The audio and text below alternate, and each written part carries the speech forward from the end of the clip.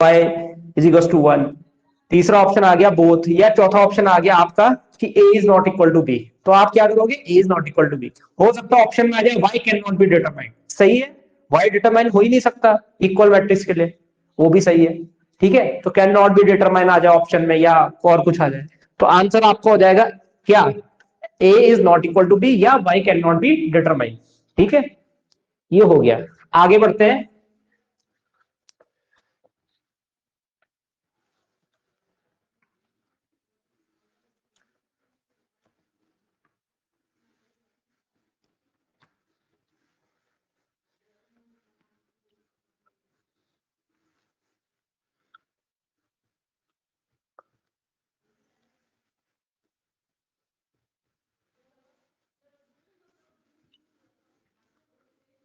चलिए आगे बढ़ते हैं।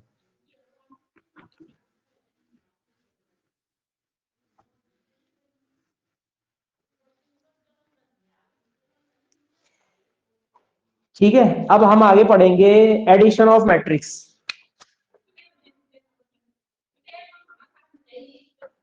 Addition of matrices.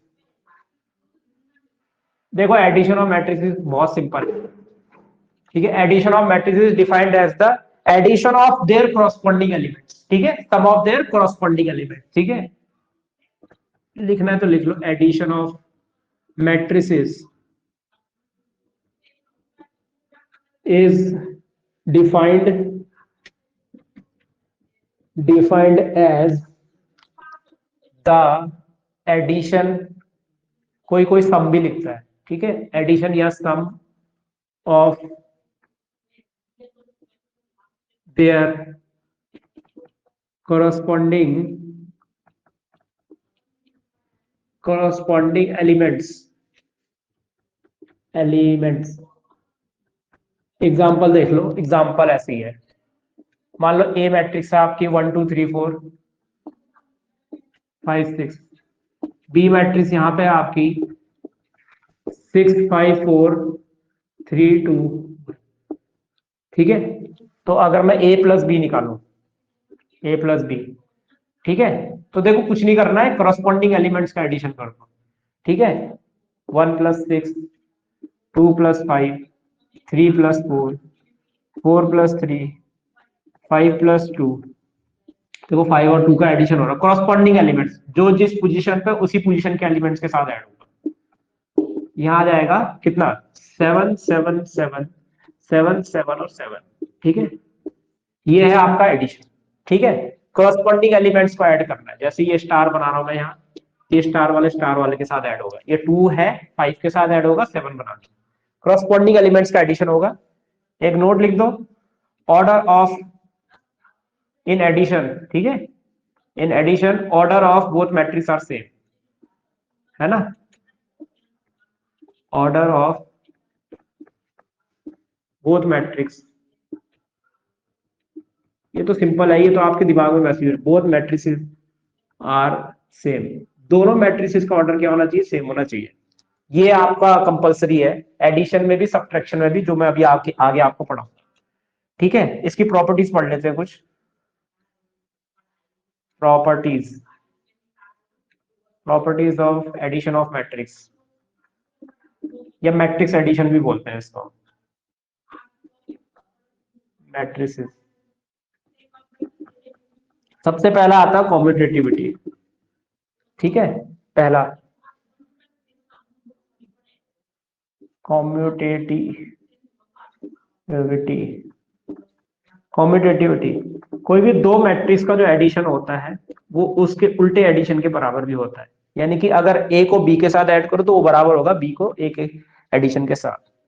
तीसरा आ गया आपका कॉम्यूटेटिविटी के बाद एसोसिएटिविटी,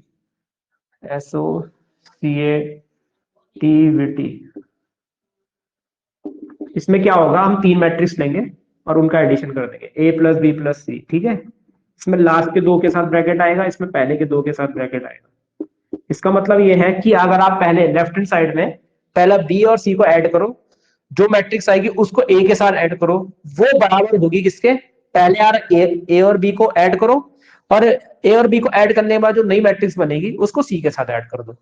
उसको सी के साथ जैसे आप ऐड करोगे तो इन दोनों मैट्रिक्स की वैल्यू क्या होगी, यहाँ ब्रैकेट का फर्क है, बाकी तो वैल्यू आपकी सेम आती है। तीसरा आता है आपका आइडेंटिटी। आइडेंटिटी, ठीक है, इसमें क्या होता है, अगर कोई ए मैट्रिक्स है, इसमें ऐसा क्या ऐड करें जो वापस से मेरे पास ए आ जाए। ए में हम क्या करेंगे, जीरो को ऐड करेंगे, जीरो नल मैट्रिक्स, ठीक है। यहाँ पे जीरो जो है वो आइडेंटिटी एलिमेंट कहलाता है, ठीक है, identity element, identity element of matrix, ठीक है। अगर ए को ए मैट्रिक्स को मैं नल मैट्रिक्स के साथ ऐड करूं तो ए मिलता है, इसी तरीके से नल मैट्रिक्स को ए के साथ ऐड करूं तो भी मुझे ए मिलता है, ठीक है। तो होता यह है कि आइडेंटिटी एलिमेंट वो होता है जिसमें एडिशन करने पर किसी एग्जिस्टिंग मैट्रिक्स को, ठीक है, आइडेंटिटी एलिमेंट के साथ ऐड करने पर वही मैट्रिक्स वापस से हमें मिल जाती है, उसको आइडेंटिटी एलिमेंट बोला जाता है। मतलब आइडेंटिटी एलिमेंट को कोई चेंज, कोई फर्क नहीं पड़ता है मेन मैट्रिक्स के अंदर, ठीक है। फोर्थ है इनवर्स। इनवर्स, इसको एडिटिव इनवर्स का नाम भी देते हैं, ठीक है, एडिटिव इनवर्स, क्योंकि एडिशन में आ रहा ना इनवर्स, इसलिए एडिटिव इनवर्स। एडिटिव इनवर्स, तो एडिटिव इनवर्स का मतलब क्या है, अच्छा, ए में कुछ ऐसा ऐड करो जो जीरो बन जाए, आइडेंटिटी बन जाए। अगर किसी मैट्रिक्स में कुछ ऐसा ऐड करने पर आइडेंटिटी एलिमेंट मिल जाता है तो उसको हम इनवर्स एलिमेंट कहते हैं, या inverse inverse sorry additive inverse element कहते हैं, ठीक है। तो ऑब्वियस सी बात है, देखो अगर मुझे किसी भी चीज को जीरो बनाना, उसी के नेगेटिव साइन से उसको हाँ बना देते हैं, तो यहाँ पे नेगेटिव ए से ही मुझे जीरो बनाना पड़ेगा। सेम टू सेम यहाँ पे अगर मैं माइनस ए को ए के साथ ऐड करूं तो भी मुझे आइडेंटिटी एलिमेंट मिलेगा, where minus A is additive inverse element, additive inverse of matrix, additive inverse of matrix, ठीक है। मैट्रिक्स का क्या है, ये एडिटिव इनवर्स है, ठीक है। इतना आ गया। अब ये हो गया। अब देखो, इसके बाद डिस्ट्रीब्यूटिव तो होता नहीं है, कैंसिलेशन लॉ होता है। डिस्ट्रीब्यूटिव आपका मल्टीप्लीकेशन में आता है, ठीक है। एक प्रॉपर्टी और है कैंसिलेशन लॉ,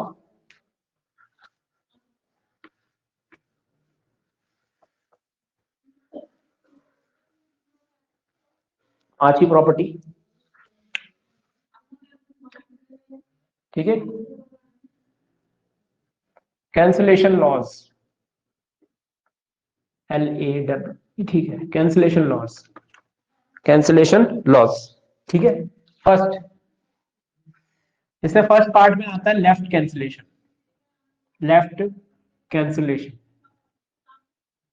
अब लेफ्ट कैंसिलेशन क्या होता है, लेफ्ट कैंसिलेशन जब हम एडिशन में लेफ्ट साइड को कैंसिल करते हैं, जैसे मान लो a प्लस बी जो है वो बराबर है किसके, a प्लस सी के, तो ये इंप्लाइज होता है b मैट्रिक्स c के बराबर है, ठीक है। अगर क्लियरली देखोगे तो ये a से a को कट कर रहा है, दिखाना नहीं है, बट आप कह सकते हो कि हाँ भाई a और a मैट्रिक्स क्या होगी, लेफ्ट साइड प्लस के लेफ्ट साइड कैंसिल हो रही है, और यहाँ पे क्लियरली क्या हो जाएगा, b और c आपस में बराबर हो जाएंगे, तो इसको बोलते हैं लेफ्ट कैंसिलेशन। अगर a plus B a plus C के बराबर है तो, और ये b और c बराबर आ जाते हैं, तो इसका मतलब a यहाँ पे लेफ्ट साइड कैंसिल हो रही है, तो लेफ्ट कैंसिलेशन। सेकंड है right cancellation, right cancellation simple है, यहाँ पे b प्लस ए कर दो, यहाँ पे c प्लस ए कर दो, a यहाँ पे राइट साइड कैंसिल हो रहा है, तो यहाँ पे भी b इक्वल टू सी तो आएगा, लेकिन क्योंकि ये राइट साइड कैंसिल हो रहा है इसलिए इसको बोलते हैं राइट कैंसिलेशन, ठीक है, हो गया। तो ये लेफ्ट कैंसिलेशन लॉ है, ये राइट कैंसिलेशन लॉ है, इसलिए इनको हम कैंसिलेशन लॉस कहते हैं, ठीक है। ये सारी प्रॉपर्टीज खत्म होगी। इसके बाद हम पढ़ते हैं स्केलर मल्टीप्लिकेशन, ये भी नाम है इसका, स्केलर मल्टीप्लिकेशन, या फिर इसको लिखते हैं multiplication of matrix bye scalar, multiplication of matrix bye scalar, multiplication of matrix bye scalar, ठीक है, multiplication of matrix bye scalar.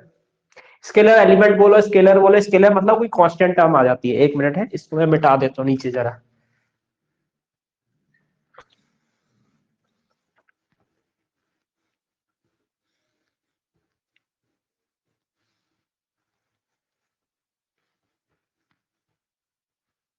ठीक है, रिकॉर्डिंग तो हो ही रही है ना। हाँ ठीक है। हाँ जी, स्केलर मल्टीप्लिकेशन या फिर multiplication of matrix bye scalar. ठीक है, ये होता क्या है, बहुत ही सिंपल है। मान लो यहाँ पे मैं ए मैट्रिक्स ले रहा हूँ, ठीक है, इसको ऐसे ही देख लो, 1 2 3 4 5 6 मैं यहाँ पे क्या करता हूँ, एक स्केलर से मल्टीप्लाई कर देता हूँ मैट्रिक्स को। मान लो के एक स्केलर टर्म है या स्केलर नंबर है, उसको ए के साथ मैंने मल्टीप्लाई किया, तो के यहाँ लिखा जाएगा मैट्रिक्स 1 2 3 4 5 6 है, ये इस तरीके से। ठीक है, तो होता क्या है, जब भी हम किसी स्केलर नंबर को या स्केलर टर्म को मैट्रिक्स के साथ मल्टीप्लाई करते हैं, तो वो मैट्रिक्स के हर एक एलिमेंट के साथ मल्टीप्लाई होता है। दैट इज, यहां लिखूंगा मैं 1k 2k 3k 4k 5k और 6k, ये हो जाएगा। ठीक है, यानी कि के ए की वैल्यू यहाँ पे के, यहाँ पे क्या होता है कि जो कांस्टेंट है या फिर जो आपका स्केलर नंबर है, वो हर एक एलिमेंट के साथ मल्टीप्लाई हो जाता है। और वाइस वर्सा उल्टा भी कह सकते हो, इसको आप उल्टा भी लिख सकते हो कि हाँ भाई, अगर कोई नंबर मल्टीप्लाई में कॉमन है सभी एलिमेंट्स के साथ, तो उसको बाहर ले सकते हैं, लेकिन सभी एलिमेंट के साथ होना चाहिए, ये ध्यान रखना है। ठीक है, ऐसा होता है। तो यहाँ पे होता है स्केलर मल्टीप्लीकेशन। अब इसकी प्रॉपर्टीज पढ़ते हैं। ठीक है, प्रॉपर्टीज भी आती है इसकी, प्रॉपर्टीज प्रॉपर्टीज तो प्रॉपर्टीज ऑफ स्केलर मल्टीप्लीकेशन लिख देना, स्केलर मल्टीप्लीकेशन इसके देखो थ्योरेटिकल क्वेश्चन बनेगा, अगर मान लो इससे बना ना। बाकी तो देखो क्वेश्चन को सॉल्व करने के लिए यूज तो किया जाता है, बट अगर मेनली आया तो इससे थ्योरेटिकल क्वेश्चन बनेगा। क्या पता पूछ ले, which of the following is not the property of scalar multiplication, या which of the following is the property of scalar multiplication. True false में आ सकता है वो। ठीक है, तो तीन ऑप्शन गलत होंगे, एक सही होगा, वो एक टिक करना है, या फिर तीन सही होंगे, इसमें से कौन नहीं है वो आ सकता है। ठीक है, तो इसमें 6 प्रॉपर्टी आती है। पहला पहला क्या करना है, दो मैट्रिक्स ले लो, उसका एडिशन कर दो और उसमें स्केलर को मल्टीप्लाई कर दो। पहले मैं दो मैट्रिसेस ले रहा हूं और एक स्केलर ले रहा हूं, इसका मल्टीप्लाई करेगा के ए प्लस के बी। ठीक है, ये है आपकी पहली प्रॉपर्टी, फर्स्ट। सेकंड में दो स्केलर ले लो और एक आप मैट्रिक्स ले लो। ठीक है, जैसे मैं यहाँ पे के साथ आई जे के एल एल एल प्लस के ले लेता हूँ। एल प्लस के को ए मैट्रिक्स के साथ मल्टीप्लाई करोगे तो ये आ जाएगा एल ए प्लस के ए। ठीक है, ऐसा आ जाएगा।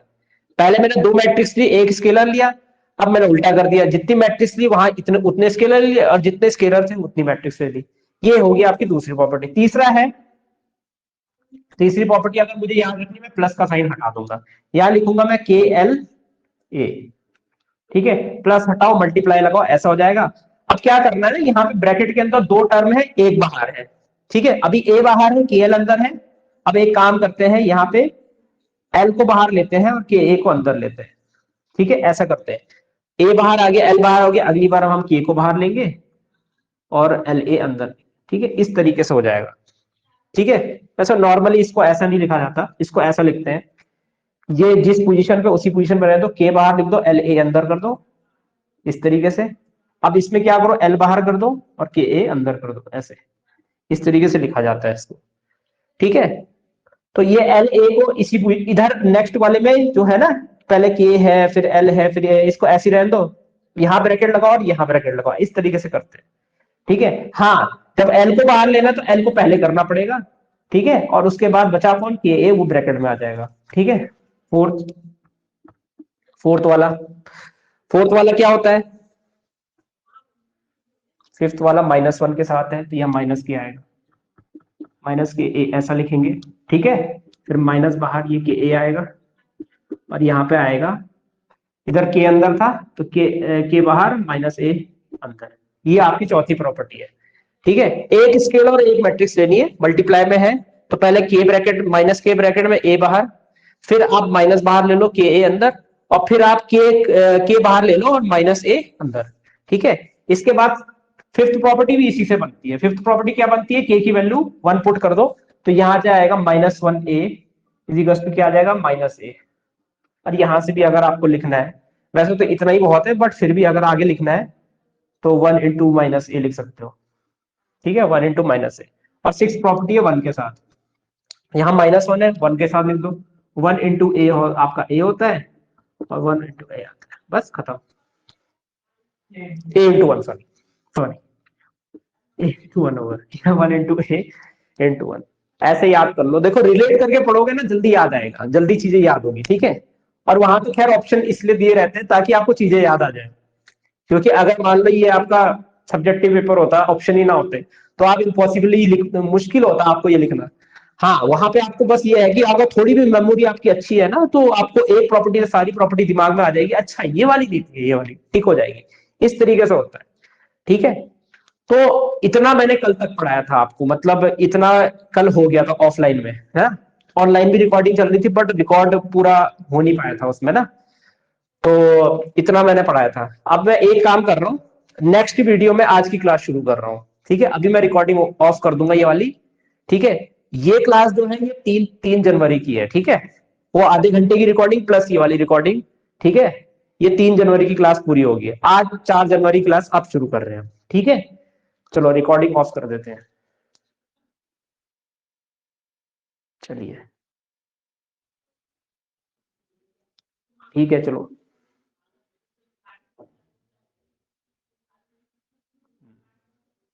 पिन मैंने लगा दिया है। ठीक है, हाँ, चलिए अब हम 4 तारीख की क्लास शुरू कर रहे हैं। ठीक है, अब हम 4 तारीख की क्लास शुरू कर रहे हैं। आज की क्लास का 1.5 घंटा अब शुरू होता है। ओके, ठीक है, अब करेंगे हम सब्ट्रैक्शन, थोड़ा जल्दी करेंगे। ठीक है, अब subtraction of matrix, subtraction of matrices, matrices. Subtraction of matrices जो होता है वो मैं आपको बता देता हूं। ये इतना मतलब आप सोचते हो ना सब्ट्रैक्ट कर देना, सब्ट्रैक्ट कर देना नहीं होता सब्ट्रैक्शन। उसमें क्या होता है, जो हमारी मैट्रिसेस होती है उसके एडिटिव इनवर्स के साथ एडिशन होता है वो। ठीक है, तो यहां पे अगर मैं छोटा सा डेफिनेशन लिखूं तो सब्ट्रैक्शन,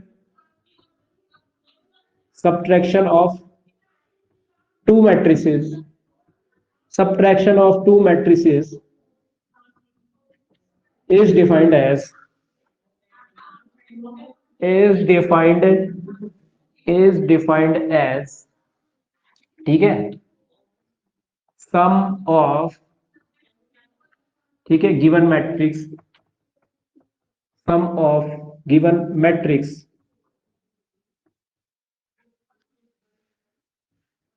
इसमें टू मत लिखो, sum of given matrix, sum of given matrix with its additive inverse. ठीक है, additive,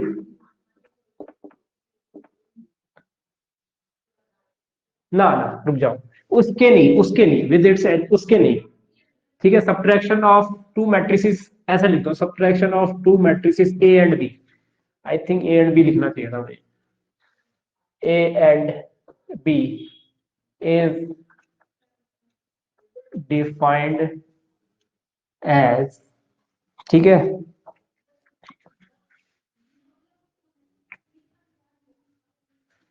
some of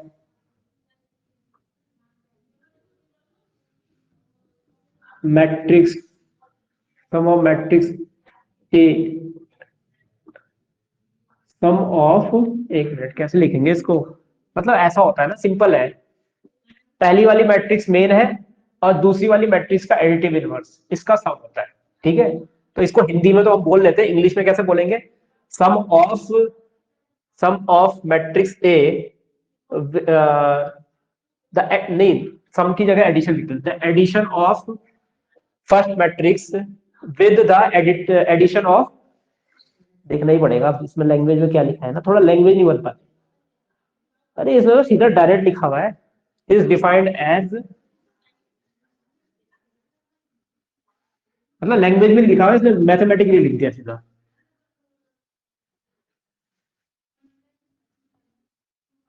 is denoted by a minus b, ठीक है, and it is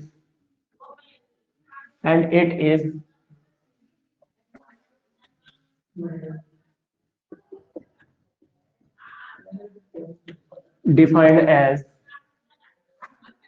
a plus minus b, that is sum of matrices, sum of matrix A with sum of matrix A with, that is sum of matrix A with additive inverse of matrix B. I think ये थोड़ा language मुझे नहीं पता ये language कितनी सही है, but A matrix का सम जो होता है वो बी मैट्रिक्स के एडिटिव इनवर्स के साथ होता है, ठीक है। Is defined as A minus B, that is sum of matrix A with the sum of with that of additive inverse of matrix B, ठीक है। कुछ इस प्रकार से है, चलो लिख लो, एग्जांपल ही लिख दो। ए इज इक्वल्स टू, इसमें तो ऐसे ही लिखा हुआ क्या, subtraction of matrix B from A is denoted by A minus B and is defined as A plus B is equals to A plus minus B. उसने मैथमेटिकली लिख दिया, उसने लैंग्वेज में नहीं लिखा हुआ सीधा, ठीक है।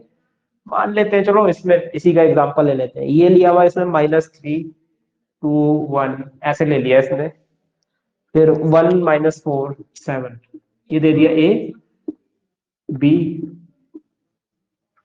दे रखा आपको 3 5 -2 3 5 -2 -1 4 -2, ठीक है, ऐसा दे रखा -1 4 -2। तो अगर मैं मान लो इसमें a माइनस बी सब्ट्रैक्शन निकालना चाह रहा हूँ दोनों का, है ना, इसका सब्ट्रैक्शन इसके साथ, अगर मैं ये निकालना चाह रहा हूँ तो सिंपली क्या लिखूंगा, क्या कर दूंगा, ऐसे लिखूंगा 1 -4 7 इसका सब्ट्रैक्शन इसके साथ 3 5 -2 -1 4 -2, ये हो जाएगा, ठीक है, ऐसे लिखेंगे, ठीक है।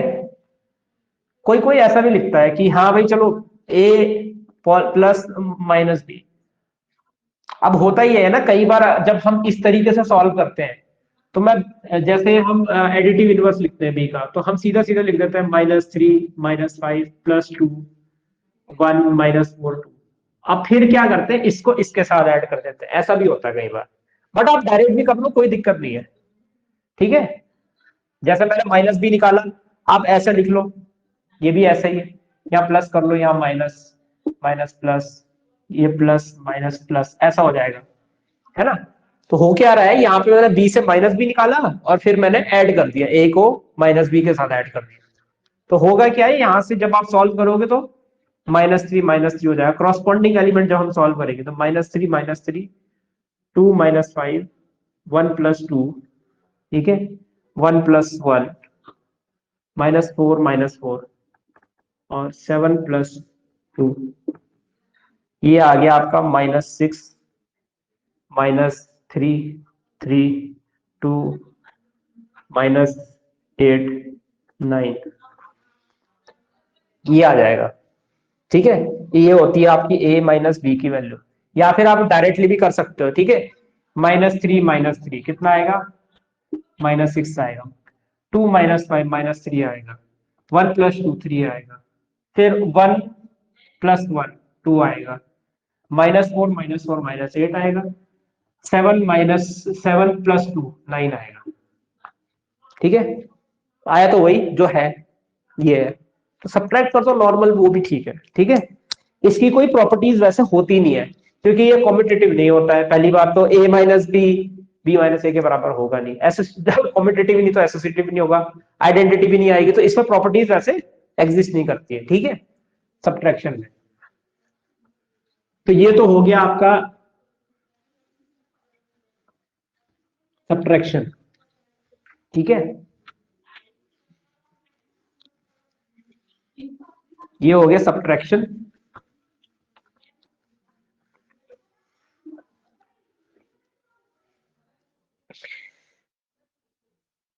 अच्छा ठीक है। उफ, एक क्वेश्चन ये है एनसीईआरटी का, कई बार ऐसा भी क्वेश्चन दे देगा, इजी है वैसे तो ये। ठीक है, find X and Y, find X and Y comma if X is equals to, if capital X is equals to की X plus Y, sorry, capital X plus Y equal to देना था 7025 2/2 में, and X minus Y is equals to 3003। ठीक है, देखो मैं इसका आपको शॉर्टकट बताता हूँ, डायरेक्ट शॉर्टकट बताता हूँ। जब भी आपको दो मैट्रिक्स, कोई दो मैट्रिक्स निकालनी हो और उन दोनों मैट्रिक्स का क्वेश्चन में सम गिवन हो और उन दोनों मैट्रिक्स का डिफरेंस आपको गिवन है, यानी कि एडिशन और सब्ट्रैक्शन दिया, तो कुछ मत करो, करस्पॉन्डिंग एलिमेंट्स को ऐड करके आधा कर दो, खत्म। जैसे कि मैं अगर x को निकालना चाहता हूं, पहले तो देखो, पहले तो ऐड कर दो। ठीक है, अगर आपको x निकालना है ना तो सीधा सीधा ऐड करके आधा कर दो। जैसे 7 + 3 कितना है 10, 10 को 2 से डिवाइड करो 5, 0 + 0 कितना है 0, 0 को 2 से डिवाइड करो 0। ठीक है, 2, 2 + 0 कितना होगा 2, 2 को 1 से डिवाइड करो 1, सॉरी 2 को 2 से डिवाइड करो 1, 5 + 3 कितना है 8, 8 को 4 हो जाएगा, है ना, 2 से डिवाइड करके, ये x की वैल्यू होगी। y निकालने के लिए सब्ट्रैक्ट करके आधा कर दो, 4 का 2 हो जाएगा, 7 - 3 कितना हो 4, 4 का आधा 2, 0 - 0 0, 0 का आधा 0, 2 - 0 2, 2 का आधा 1। ठीक है, 5 - 3 2, 2 का आधा 1, बस खत्म आंसर। ठीक है, आंसर है 5014 और 2011। अब इसके पीछे कॉन्सेप्ट में आपको समझाऊं, अगर आपको x निकालना है ना तो हाफ फॉर्मूला होता है x + y plus x minus y, और y निकालना है तो हाफ कितना x + y minus x minus y. अब देखो मैं सीधा बताता हूं, अगर आप इसको RHS को सॉल्व करोगे तो y से y कट जाएगा, x + x कितना आया बताओ, x + x 2x आएगा। अब 2x का आधा करेंगे तो 2x का आधा x ही आएगा, तो x को हम इस तरीके से लिख सकते हैं। ठीक है, ऐसे y का करोगे तो यहाँ पे क्या होगा, ये x है ये -x हो जाएगा, खोलेंगे जब तो ये x वाला कैंसिल हो जाएगा, y minus minus plus y, तो y + y 2y हो जाएगा, 2 से 2 कट गया, y = 2। ठीक है ना, तो क्या करते हैं ना, कभी भी कोई मैट्रिक्स निकाल लो तो उसका एडिशन और सब्ट्रैक्शन दिया हो तो एडिशन से पहली मैट्रिक्स निकल जाती है, मतलब हाफ करके, और सब्ट्रैक्शन से, तो ये इसका एक शॉर्टकट है। ठीक है, बस ऐसी है थोड़ा, मतलब आप कॉन्सेप्ट वाइज इसको जल्दी सॉल्व कर सकते हो। ठीक है, तो ये क्वेश्चन देखो शॉर्टकट में जल्दी, भले ये क्वेश्चन अगर मान लो पेपर में आ गया ना तो कुछ लोग क्या करेंगे ना, एलिमिनेशन मेथड लगाएंगे, पता नहीं क्या क्या करेंगे, पहले इन दोनों को ऐड करेंगे फिर इन दोनों को सब्ट्रैक्ट करेंगे, है ना, पता नहीं क्या क्या करेंगे, तो वो भी मेथड है ठीक है करने के लिए, लेकिन ये इससे फास्ट जो मैंने करा है इससे फास्ट नहीं होगा ये। ठीक है, बस ये है कि आपको बस इतना देखना है, जो मैट्रिक्स मुझे फाइंड करनी है उसका एडिशन और सब्ट्रैक्शन गिवन है, अरे भाई एक बार ऐड करो, पहली वाली मैट्रिक्स पे ऐड करो और आधा कर दो। ठीक है, ओके ओके, थोड़ी सी मेरी कमर भी दर्द हो रही है।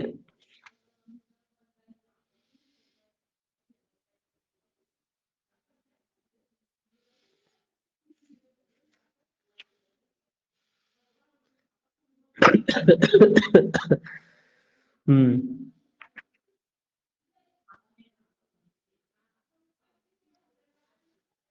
इसका बताओ जरा मुझे आंसर। एक और क्वेश्चन है, फाइंड फाइंड है find non zero values of x satisfying non zero values of x satisfying the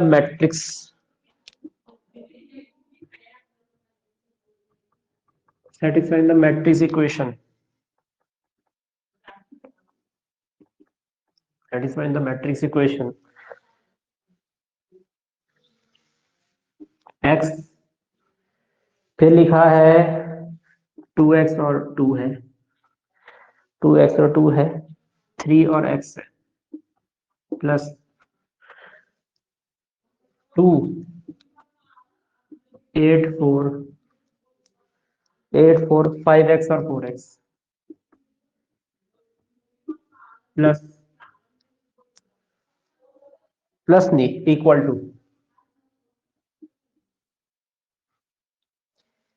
to 2 x square plus 8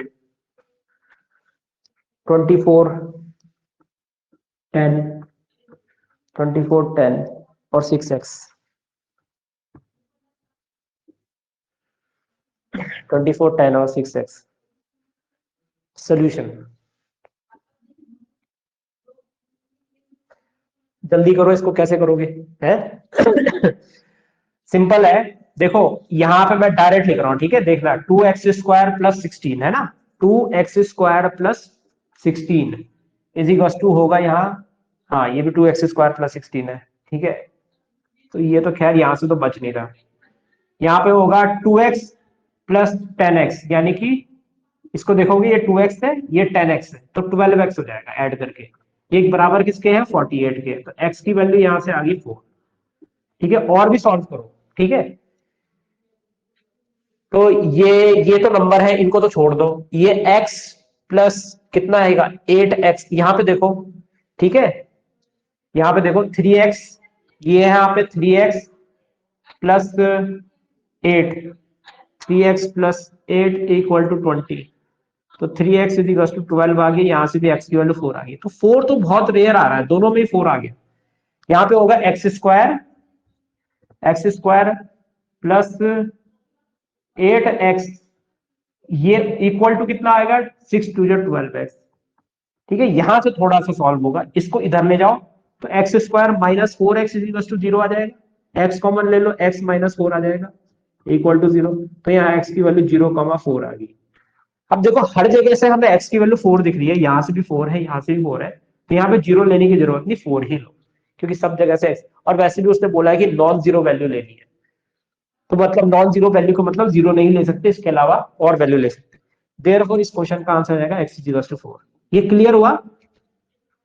देखो जल्दी करना है ना, ऐसे ही करना पड़ेगा, ऐसे नहीं कि पहले आपने मल्टीप्लाई किया, इसको मल्टीप्लाई किया, मैट्रिक्स बनाई, मल्टीप्लाई किया, फिर इसको ठीक है, देखना है भाई सीधा, यहाँ 2x² plus 16 is equal to 2x² plus 16, हालांकि इससे कुछ फायदा नहीं हुआ, फिर भी जल्दी करना है, ठीक है, 2x plus 10x plus 10x यानी 12x हो गया, और 24 2 जो 48 होता है, तुरंत लिख दिया 4, ठीक है, यहां से क्या 3x प्लस कितना 8, तो 3x प्लस 8 लिखा इज इक्वल टू 20 लिख दिया, कितना आ गया इतना, फिर इसके बाद आपका x² प्लस 8x, ठीक है, इज इक्वल टू हालांकि 12x है, तो यहां से, तो बाकी तो मेरे को यहां ही दिख गया था खैर, कि अगर मैं x² माइनस 4x लिखूंगा तो x की वैल्यू 0,4 आ जाएगी, यही भी दिख गया था, ये दिख गया था, तो इतना लंबा भी जाने की जरूरत नहीं, सीधा लिख दो, है ना, तो अब जीरो तो आंसर ऑब्वियस सी बात होगा नहीं, क्योंकि बाकियों में जीरो आ नहीं रहा है, तो 4 आंसर हो जाएगा, ठीक, चलिए आगे बढ़ते हैं।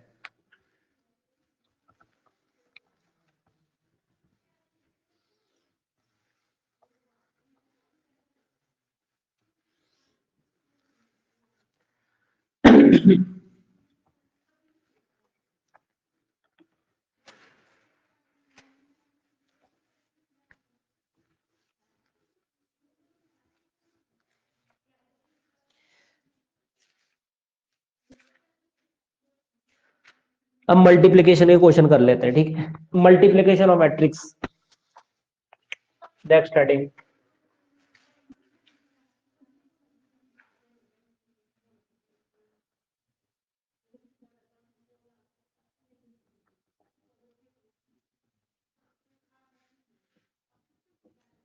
ठीक है,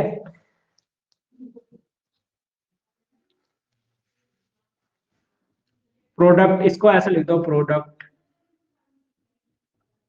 of a row,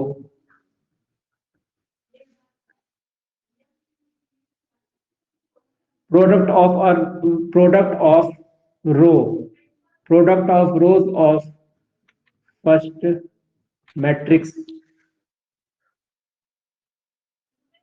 with column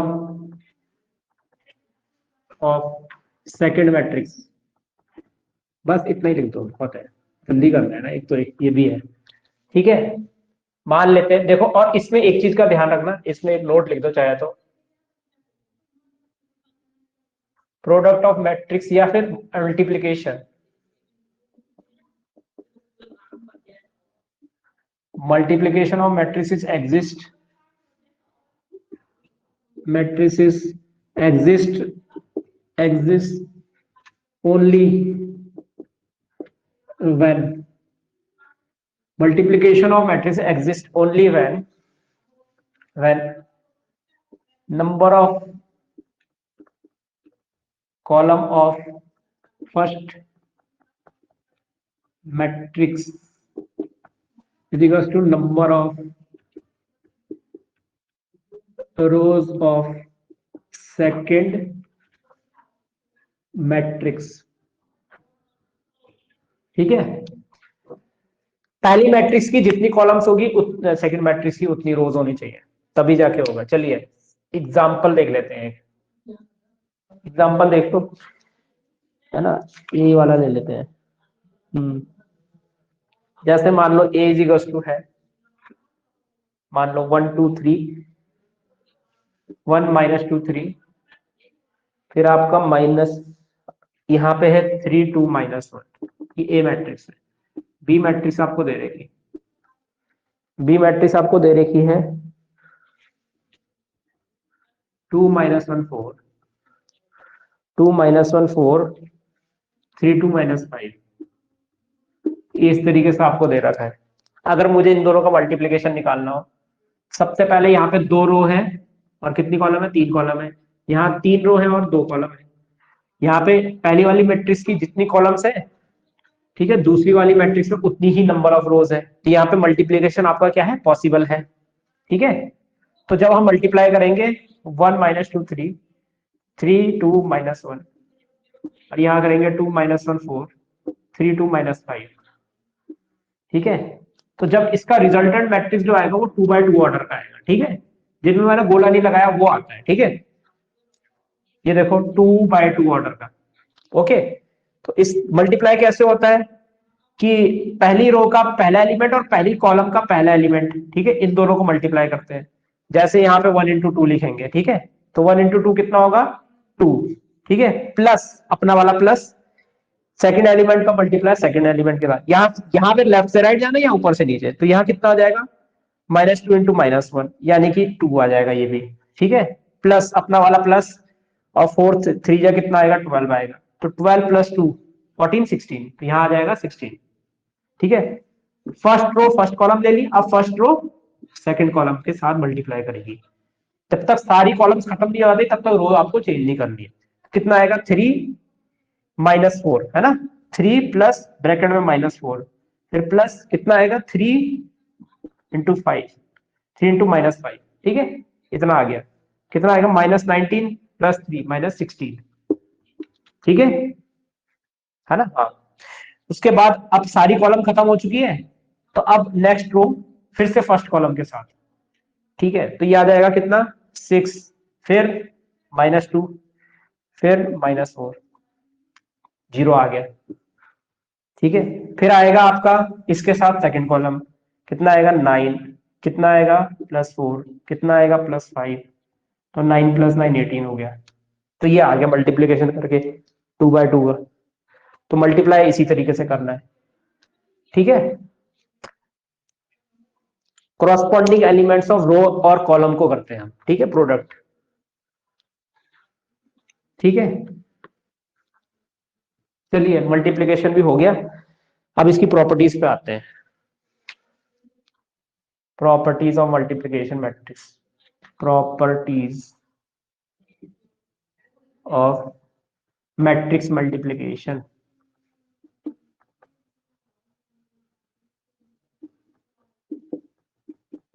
matrix multiplication ये कॉम्पिटिटिव नहीं होता है इन जनरल, ठीक है। मैट्रिक्स मल्टीप्लीकेशन पहला है कॉम्पिटिटिविटी,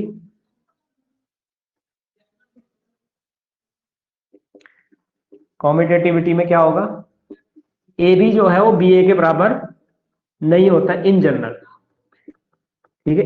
इन जनरल ये आपका बराबर नहीं होता है, किसी किसी कंडीशन में हो जाता होगा, लेकिन ये यूनिवर्सल ट्रूथ नहीं है, ठीक है। दूसरा एसोसिएटिव, एसोसिएटिव अगर ए है इस तरीके से मल्टीप्लाई हो रहा है, चले पहले बी सी का मल्टीप्लाई कर रहे हैं, फिर ए बाहर, और पहले ए बी का कर रहे हैं, फिर सी बाहर, ठीक है। तो पहले बी सी का मल्टीप्लाई करके जो रिजल्टेंट मैट्रिक्स आएगी उसको ए के साथ मल्टीप्लाई करो तो वो इक्वल आती है। अगर हम पहले ए बी को मल्टीप्लाई करें और जो रिजल्टेंट मैट्रिक्स आएगी उसको सी के साथ मल्टीप्लाई करें तो एसोसिएटिव ये होता है, ठीक है। इसको हम ना बाद में थ्योरम्स के अंदर बहुत यूज करेंगे इस प्रॉपर्टी को, ये ध्यान रखना, ये इंपॉर्टेंट है प्रॉपर्टी। हाँ, ए का मल्टीप्लाई बी के साथ और बी का मल्टीप्लाई ए के साथ बराबर नहीं हो सकता, ऑर्डर भी अलग आएगा। इसका बी ए निकालो जरा, जब आप कोशिश करोगे इस जैसे इसमें ए बी निकाला, अब इसका बी ए निकाल दो। मान लो पहले मैं बी मैट्रिक्स लेता हूं, ठीक है। बी मैट्रिक्स का ऑर्डर कितना है 3/2 और ए मैट्रिक्स का ऑर्डर कितना है 2/3, है ना। तो यहाँ पे देख रहे हो ये इसकी नंबर ऑफ कॉलम जो होती है इसकी नंबर ऑफ रोज के बराबर होगी। तो यहाँ पे अब देखो रिजल्टेंट मैट्रिक्स जो आएगी वो आएगी आपकी, देखो ये 2/3 ऑर्डर है ना, ये 3 था पीछे, तो जो रिजल्टेंट मैट्रिक्स आएगी 3/3 ऑर्डर। तुम्हें लगता है कि ये 3/3 ऑर्डर 2/2 ऑर्डर के बराबर आएगा, इसमें अलग एलिमेंट आएंगे उसमें, तो ये तो ऑर्डर ही अलग हो गया। जब ऑर्डर अलग हो गया तो इक्वल तो आने का कोई चांस ही नहीं है ना। इक्वल आने का कोई चांस ही नहीं है। कोई भी एग्जांपल ले सकते हो आप, है ना। हाँ, स्क्वायर मैट्रिक्स से एग्जांपल लोगे तब चांस बन सकता है इक्वल आने का, बट मान लो अगर मैं 2/3 ऑर्डर लिया और 3/2 ऑर्डर लिया तो कंफर्म में ये नहीं आएगा, इक्वल नहीं आएगा। अब ऑर्डर ही देख लो 2/2 और इसमें आ रहा ऑर्डर रिजल्टेंट मैट्रिक्स 3/3, अगर ये एलिमेंट सेम भी आ गए तो उसमें एक्स्ट्रा एलिमेंट भी है।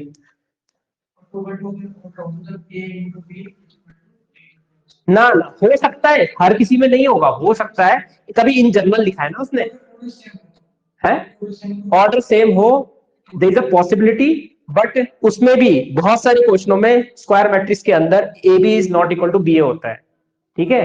तो आप ज्यादातर केसेस में बोलोगे कि यहाँ पे नहीं होता है, क्लियरली आप ये कह दो कि यूनिवर्सल ट्रूथ नहीं है ना। अगर कहीं पे आपको दिख जाए ना कोई ऐसा एग्जांपल आ जाए जहां पे A B is equal to B A आ जाए, ठीक है, कुछ ऐसे एग्जांपल हो सकते हैं, और ऐसा भी नहीं है कि सारी स्क्वायर मैट्रिक्स होती है, कुछ हो सकती है, ठीक है, कुछ नहीं हो सकती। जैसे मैं आपको बोलता हूं ए आई इज इक्वल टू आई ए, ये तो है,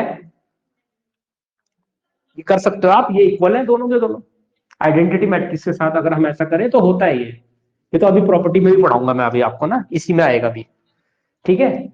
तो यहां तो दिख रहा है कि हाँ ए बी इज इक्वल, ठीक है, ये एसोसिएटिव होता है। तीसरा क्या आता है, अब तो आपको नाम याद होगा, कॉम्पिटिटिव के बाद क्या आता है एसोसिएटिविटी, एसोसिएटिव के बाद क्या आता है आइडेंटिटी। देखो ये बीएससी तक पीछा नहीं छोड़ेगा आपका, उसमें एक प्रॉपर्टी और जुड़ जाती है, पहले आती क्लोजर, फिर आता कॉम्पिटिटिव, फिर एसोसिएटिव, फिर आइडेंटिटी, फिर इनवर्स, फिर आता डिस्ट्रीब्यूटिव। मतलब ग्रुप में डिस्ट्रीब्यूटिव नहीं आता है, हाँ उसके आगे वाले में आता है। तो आइडेंटिटी में अब बताओ आइडेंटिटी में क्या करेंगे हम। हाँ देखो, ए का मल्टीप्लाई, जब ए का मल्टीप्लाई हम किसी ऐसी मैट्रिक्स के साथ करें जो ए वापस दे दे मुझे, तो उसमें हमने अभी पढ़ा ना टाइप्स ऑफ मैट्रिक्स और आइडेंटिटी मैट्रिक्स, उस मैट्रिक्स को इसके साथ मल्टीप्लाई कर, तो यहाँ पे इसको ऐसे भी लिख सकते हैं, है ना। आप कह सकते हो ये कॉम्पिटिटिव भी है, मतलब ठीक है वैसे कहने के लिए। फोर्थ इनवर्स, मल्टीप्लिकेटिव इनवर्स भी बोलते हैं, ठीक है। हालांकि मैं आपको बताऊं ना इस इनवर्स को ना हम बाद में पढ़ेंगे, ठीक है, स्टडी लेटर, इसको ऐसे लिख दो, अभी नहीं, बाद में पढ़ेंगे। इनवर्स का अपना एक खुद का फॉर्मूला होता है, ठीक है। तो कहने के लिए तो आप ऐसे कह सकते हो कि अगर ए का ए इनवर्स के साथ मल्टीप्लाई करो तो आइडेंटिटी बनाता है ना, और ऐसे भी कह सकते हो कि अगर ए इनवर्स को ए के साथ मल्टीप्लाई करो तो भी आइडेंटिटी बनाता है। ऐसा आप लिख सकते हो, बट इसमें थोड़ा सा स्टडी हमें बाद में करना पड़ेगा, ठीक है। तो ऐसा होता है, बट ये बुक में अभी ऐसे नॉर्मली आइडेंटिटी के बाद डायरेक्ट वो दे देता है क्या, आपका डिस्ट्रीब्यूटिव, वो इनवर्स नहीं देता है, इसमें भी नहीं दिया हुआ, ठीक है। इसमें भी नहीं दिया हुआ, देखो नहीं दिया, डिस्ट्रीब्यूटिव के बाद आइडेंटिटी दिया है, खत्म हो गया। हाँ तो नहीं दिया हुआ, नहीं दिया है, बस खत्म, इतना है, ठीक है। तो ये हो जाएगा स्टडी लेटर, मतलब सीधा बाद में ही पढ़ेंगे। फिफ्थ में है डिस्ट्रीब्यूटिव को थोड़ा मुझे अलग से बताना पड़ेगा, यहाँ बता देता हूँ। फिफ्थ, डिस्ट्रीब्यूटिव ओवर एडिशन, ठीक है। इसमें दो प्रॉपर्टी आती है, इसमें एडिशन और मल्टीप्लीकेशन का किस्सा एक साथ आता है, ठीक है। इसमें क्या होता है, हम्म,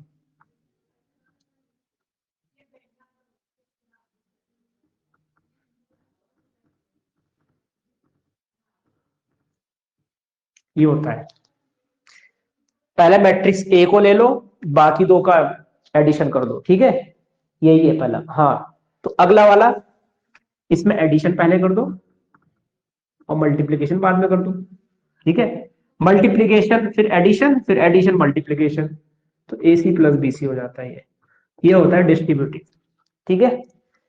ये होता है आपका डिस्ट्रीब्यूटिव।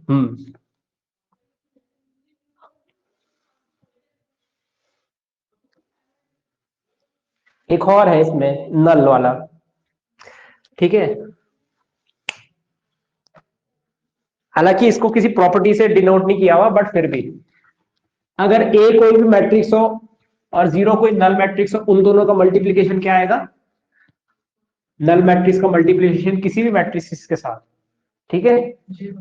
हाँ, तो ये आपने सिक्स प्रॉपर्टी ऐसी लिख दो, लेट ए, यहाँ पे मैं ऐसे ही लिख रहा हूँ, कोई भी मैट्रिक्स है, ठीक है, कोई भी नॉन जीरो मैट्रिक्स बोल सकते हो, ठीक है, और जीरो आपका नल मैट्रिक्स है, ठीक है। तो इससे क्या प्रॉपर्टी जनरेट होगी, A O is equal to O और ओ ए, ओ का मतलब यहाँ पे नल है, ठीक है, ये भी होता है। बस इतना ही है। हाँ।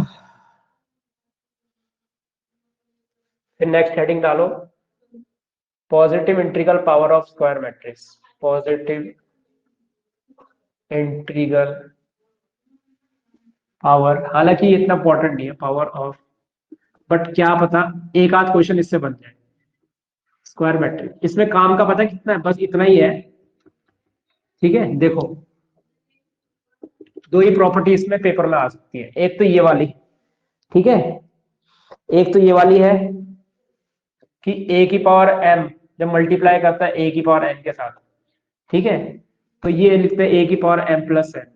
और सेकंड प्रॉपर्टी है, अगर ए की पावर एम है और उसकी होल की पावर एन है, तो इसको ए की पावर एम एन कहेंगे, ठीक है, जैसे एक्सपोनेंट की प्रॉपर्टी होती है, ठीक है। ये दो प्रॉपर्टी पेपर में आ सकती है, ठीक है, ये भी खत्म हो गया, ठीक है। मैट्रिक्स पॉलिनोमियल, मैट्रिक्स पॉलिनोमियल,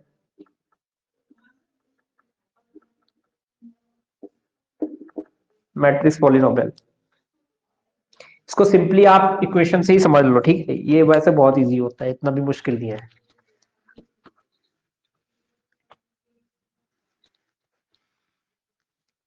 ठीक है। मान लो ये है एफ एक्स, एग्जाम्पल से ही समझ लो, मान लो एफ एक्स आपको ये दे रखा, X square minus five X plus six, ये दे रखा, X square minus five X plus six दे रखा, तो एफ ए, ठीक है, वो होगा आपका A square minus five A plus six I, है ना, where A is, A satisfy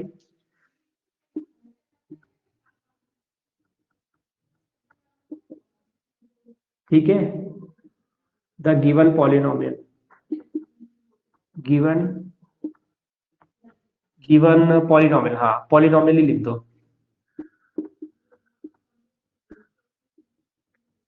यहाँ पे ए जो है सेटिस्फाई करता है गिवन पॉलिनोमियल को, ठीक है, इस तरीके से।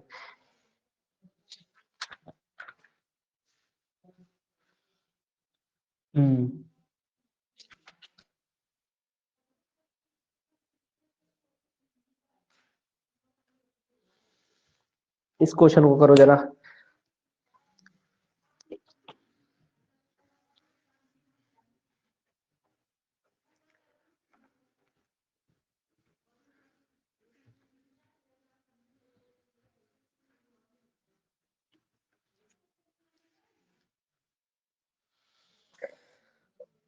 ठीक है, इसको कर लो पहले एक बार, ये वाला। Find the value of alpha. Question, if a is equals to alpha 0 1 1 and b is equals to 1501, ठीक है। Find alpha if a square is equals to b। ठीक है,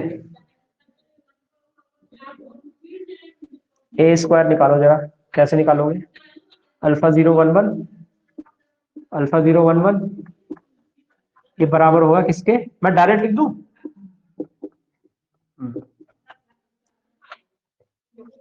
तो ये आ जाएगा alpha square is equal to 1, यानी alpha is equal to plus minus 1। अभी और जगह से भी निकालो, क्योंकि अल्फा स्क्वायर यहां से आया प्लस 0, तो ये इसके बराबर हो जाएगा, ठीक है। अब उसके बाद ये इससे मल्टीप्लाई करेगा, ये से, यहाँ तो 0 हो रहा, तो 0 equal to 0। Alpha plus 1, alpha plus 1 equal to 5, alpha की वैल्यू यहाँ से 4 आ गई, ठीक है। फिर यहाँ पे 1, यहाँ पे 1, तो 1 इक्वल टू 1 आ गया, ठीक है। तो यहां से हमारी इतनी वैल्यू आ रही है। बट अगर मान लीजिए मैं यहाँ पे 4 रखता हूं, अगर मैं 1 रखता हूं यहाँ, ठीक है, मान लो मैं यहाँ 1 रखता हूं, तो क्या इसको सेटिस्फाई करो, देखो जरा कौन सी वैल्यू सेटिस्फाई कर रही है, क्योंकि इतनी वैल्यूज तो आती भी नहीं है, ठीक है। तो अगर आप जैसे इसको पुट करोगे ना, अल्फा की वैल्यू 1 पुट करो जरा यहाँ, तो 1011, और इसका मल्टीप्लाई करो 1011 के साथ, क्या वो ये आ रहा है बी के इक्वल, ठीक है। एलएचएस इक्वल टू आरएचएस, देखो 1, यहाँ तो 1 आ रहा है नहीं आ रहा? पक्का? हाँ 5 है, नहीं आएगा। माइनस में देखो, नहीं आ रहा। 4 से आ रहा है, उससे भी शायद नहीं आ रहा है। हाँ तो बहुत बड़ा आ जाएगा ना, 4 4 जो 16, तो 16 तो 1 के इक्वल है ही नहीं। सो क्या लिखोगे? अल्फा डज नॉट एग्जिस्ट, ठीक है। वैसे कुछ ना कुछ तो कॉमन आना चाहिए था इन दोनों में, कॉमन भी नहीं आया ना, ठीक ठीक है। देर इज, ऐसा बोलेंगे, there is no value of alpha which satisfies A square is equals to B. Therefore हम यहाँ पे ये भी लिख सकते हैं कि ए स्क्वायर कभी भी बी के बराबर नहीं होगा, ठीक है, ये भी लिख सकते हैं।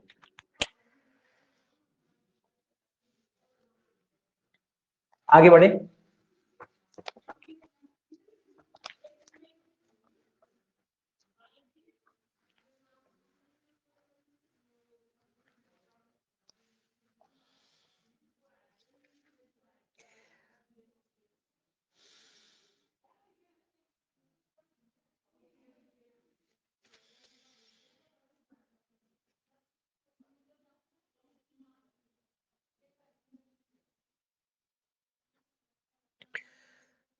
हाँ हाँ, ये वाला क्वेश्चन करो जरा।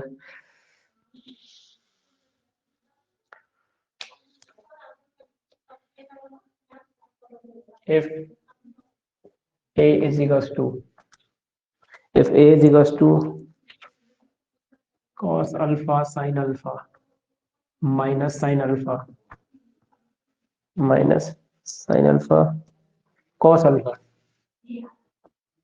ये भी आ गया, ठीक है, ऐसा हो गया। और then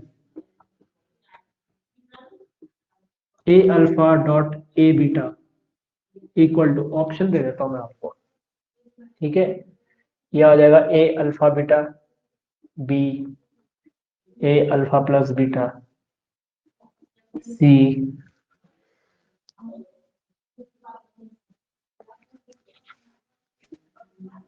A alpha square, D none of this.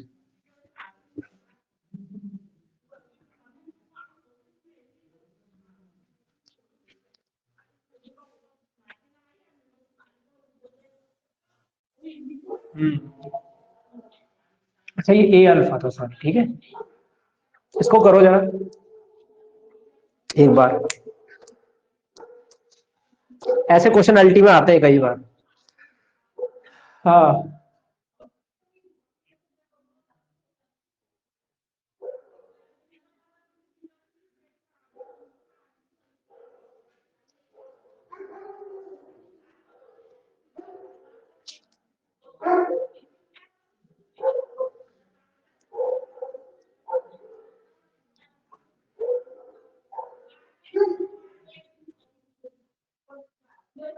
ये बीटा है, ठीक है,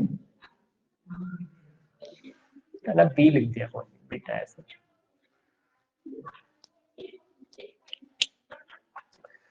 कैसे करोगे, क्या लग रहा है आंसर क्या होना चाहिए?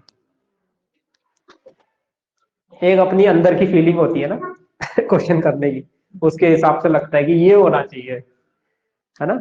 कभी कभी मान लो आखिरी के 30 सेकंड बचे हैं, ये क्वेश्चन बचा है, कैसे करोगे? देखो नॉर्मली मैंने इन क्वेश्चनों को जब सॉल्व किया है तो आपको पता है यहाँ पे क्या हो रहा है, मल्टीप्लीकेशन हो रहा है ना। और ऑब्वियसली बात है, कॉस अल्फा का मल्टीप्लाई कॉस बीटा के साथ होगा, साइन अल्फा का मल्टीप्लाई साइन बीटा के साथ होगा। तो अगर आप देखोगे तो cos alpha cos beta plus sine alpha sign beta formula बन रहा है। Cos alpha cos beta plus sine alpha sign beta, ये फॉर्मूला होता है कॉस किसका, और नहीं वो एक चीज का ध्यान रखना, माइनस साइन बीटा है, तो cos alpha cos beta minus sine alpha sign beta है। कॉस का माइनस वाले फॉर्मूले में प्लस हो जाता है, तो वो हो जाएगा कॉस अल्फा प्लस बीटा। और कॉस अल्फा प्लस बीटा बना तो मैं ये ऑप्शन टिक कर दूंगा। देखो मैं बताता हूँ, कुछ मत करो, इसके आगे मैं ऐसे ही वहीं पर ना ऐसे लिख दूंगा, हाँ कॉस बीटा लिख देता हूँ, है ना। यहाँ पे माइनस साइन, मतलब अल्फा बीटा से रिप्लेस हो जाएगा ना। मैं सिर्फ फर्स्ट कॉलम लिख रहा हूँ, अब मल्टीप्लाई करके देखो क्या आएगा, cos alpha cos beta minus sine alpha sign beta. ये किसका फॉर्मूला है? कॉस अल्फा प्लस बीटा का फॉर्मूला है। आपको नहीं लगता बाकी की टर्म्स में भी वही फॉर्मूला बनेगा? जैसे यहाँ कॉस अल्फा प्लस बीटा बना, है ना, यहाँ बन जाएगा आपका साइन अल्फा प्लस बीटा, यहाँ होगा minus sine alpha plus beta, है ना, और यहाँ होगा कॉस अल्फा प्लस बीटा। ऐसी तो बनेगा ये। अब जाहिर सी बात है, ये अगर ये ए अल्फा की वैल्यू यहाँ पे एंगल अल्फा बना रही है, यहाँ पे एंगल अल्फा है तो यहाँ अल्फा आ रहा है, तो यहाँ पर एंगल ये आ रहा है। बहुत हद तक मैं ऐसे ही करूंगा, एक नंबर निकाल के जल्दी जल्दी, क्योंकि देखो यहाँ पे सिमेट्री, एक टाइप की सिमेट्री बनती है, अगर मुझे जल्दी करना है, नहीं तो फिर मेरे को जहां तक लग रहा था यही दो क्लोज ऑप्शन थे, है ना, इसके अलावा और कोई ऑप्शन नहीं होता। एक क्वेश्चन और तो इसमें, ठीक है, मान लो ये फर्स्ट पार्ट में दिया मैंने, सेकंड पार्ट में मैं आपको ये दे रहा हूं, ए अल्फा की पावर एन, ठीक है। अब आपके इसमें चार ऑप्शन दे रहा हूं, ए ये ऐसा होगा, ठीक है, कैसा, cos alpha sine alpha minus sine alpha cos alpha, ठीक है। यहाँ पे इसकी पावर एन होगी, ऐसा होगा। B option, cos n alpha sin n alpha minus sin n alpha cos n alpha, ये बी ऑप्शन है, ठीक है। सी ऑप्शन दे रहा हूं मैं आपको,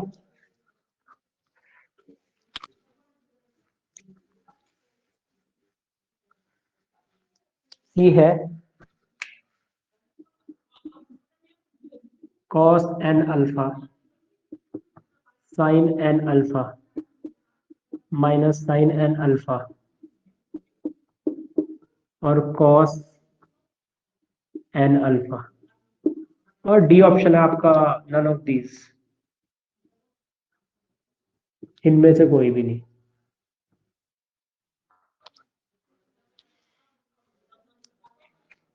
पहले ऑप्शन में दूसरे ऑप्शन में फर्क ये है कि यहाँ पे एंगल की पावर है और ये कॉस की पावर है, ठीक है, और यहाँ पे एंगल में एन अल्फा है, ठीक है, दोनों बेस में, यहाँ पावर ही नहीं है।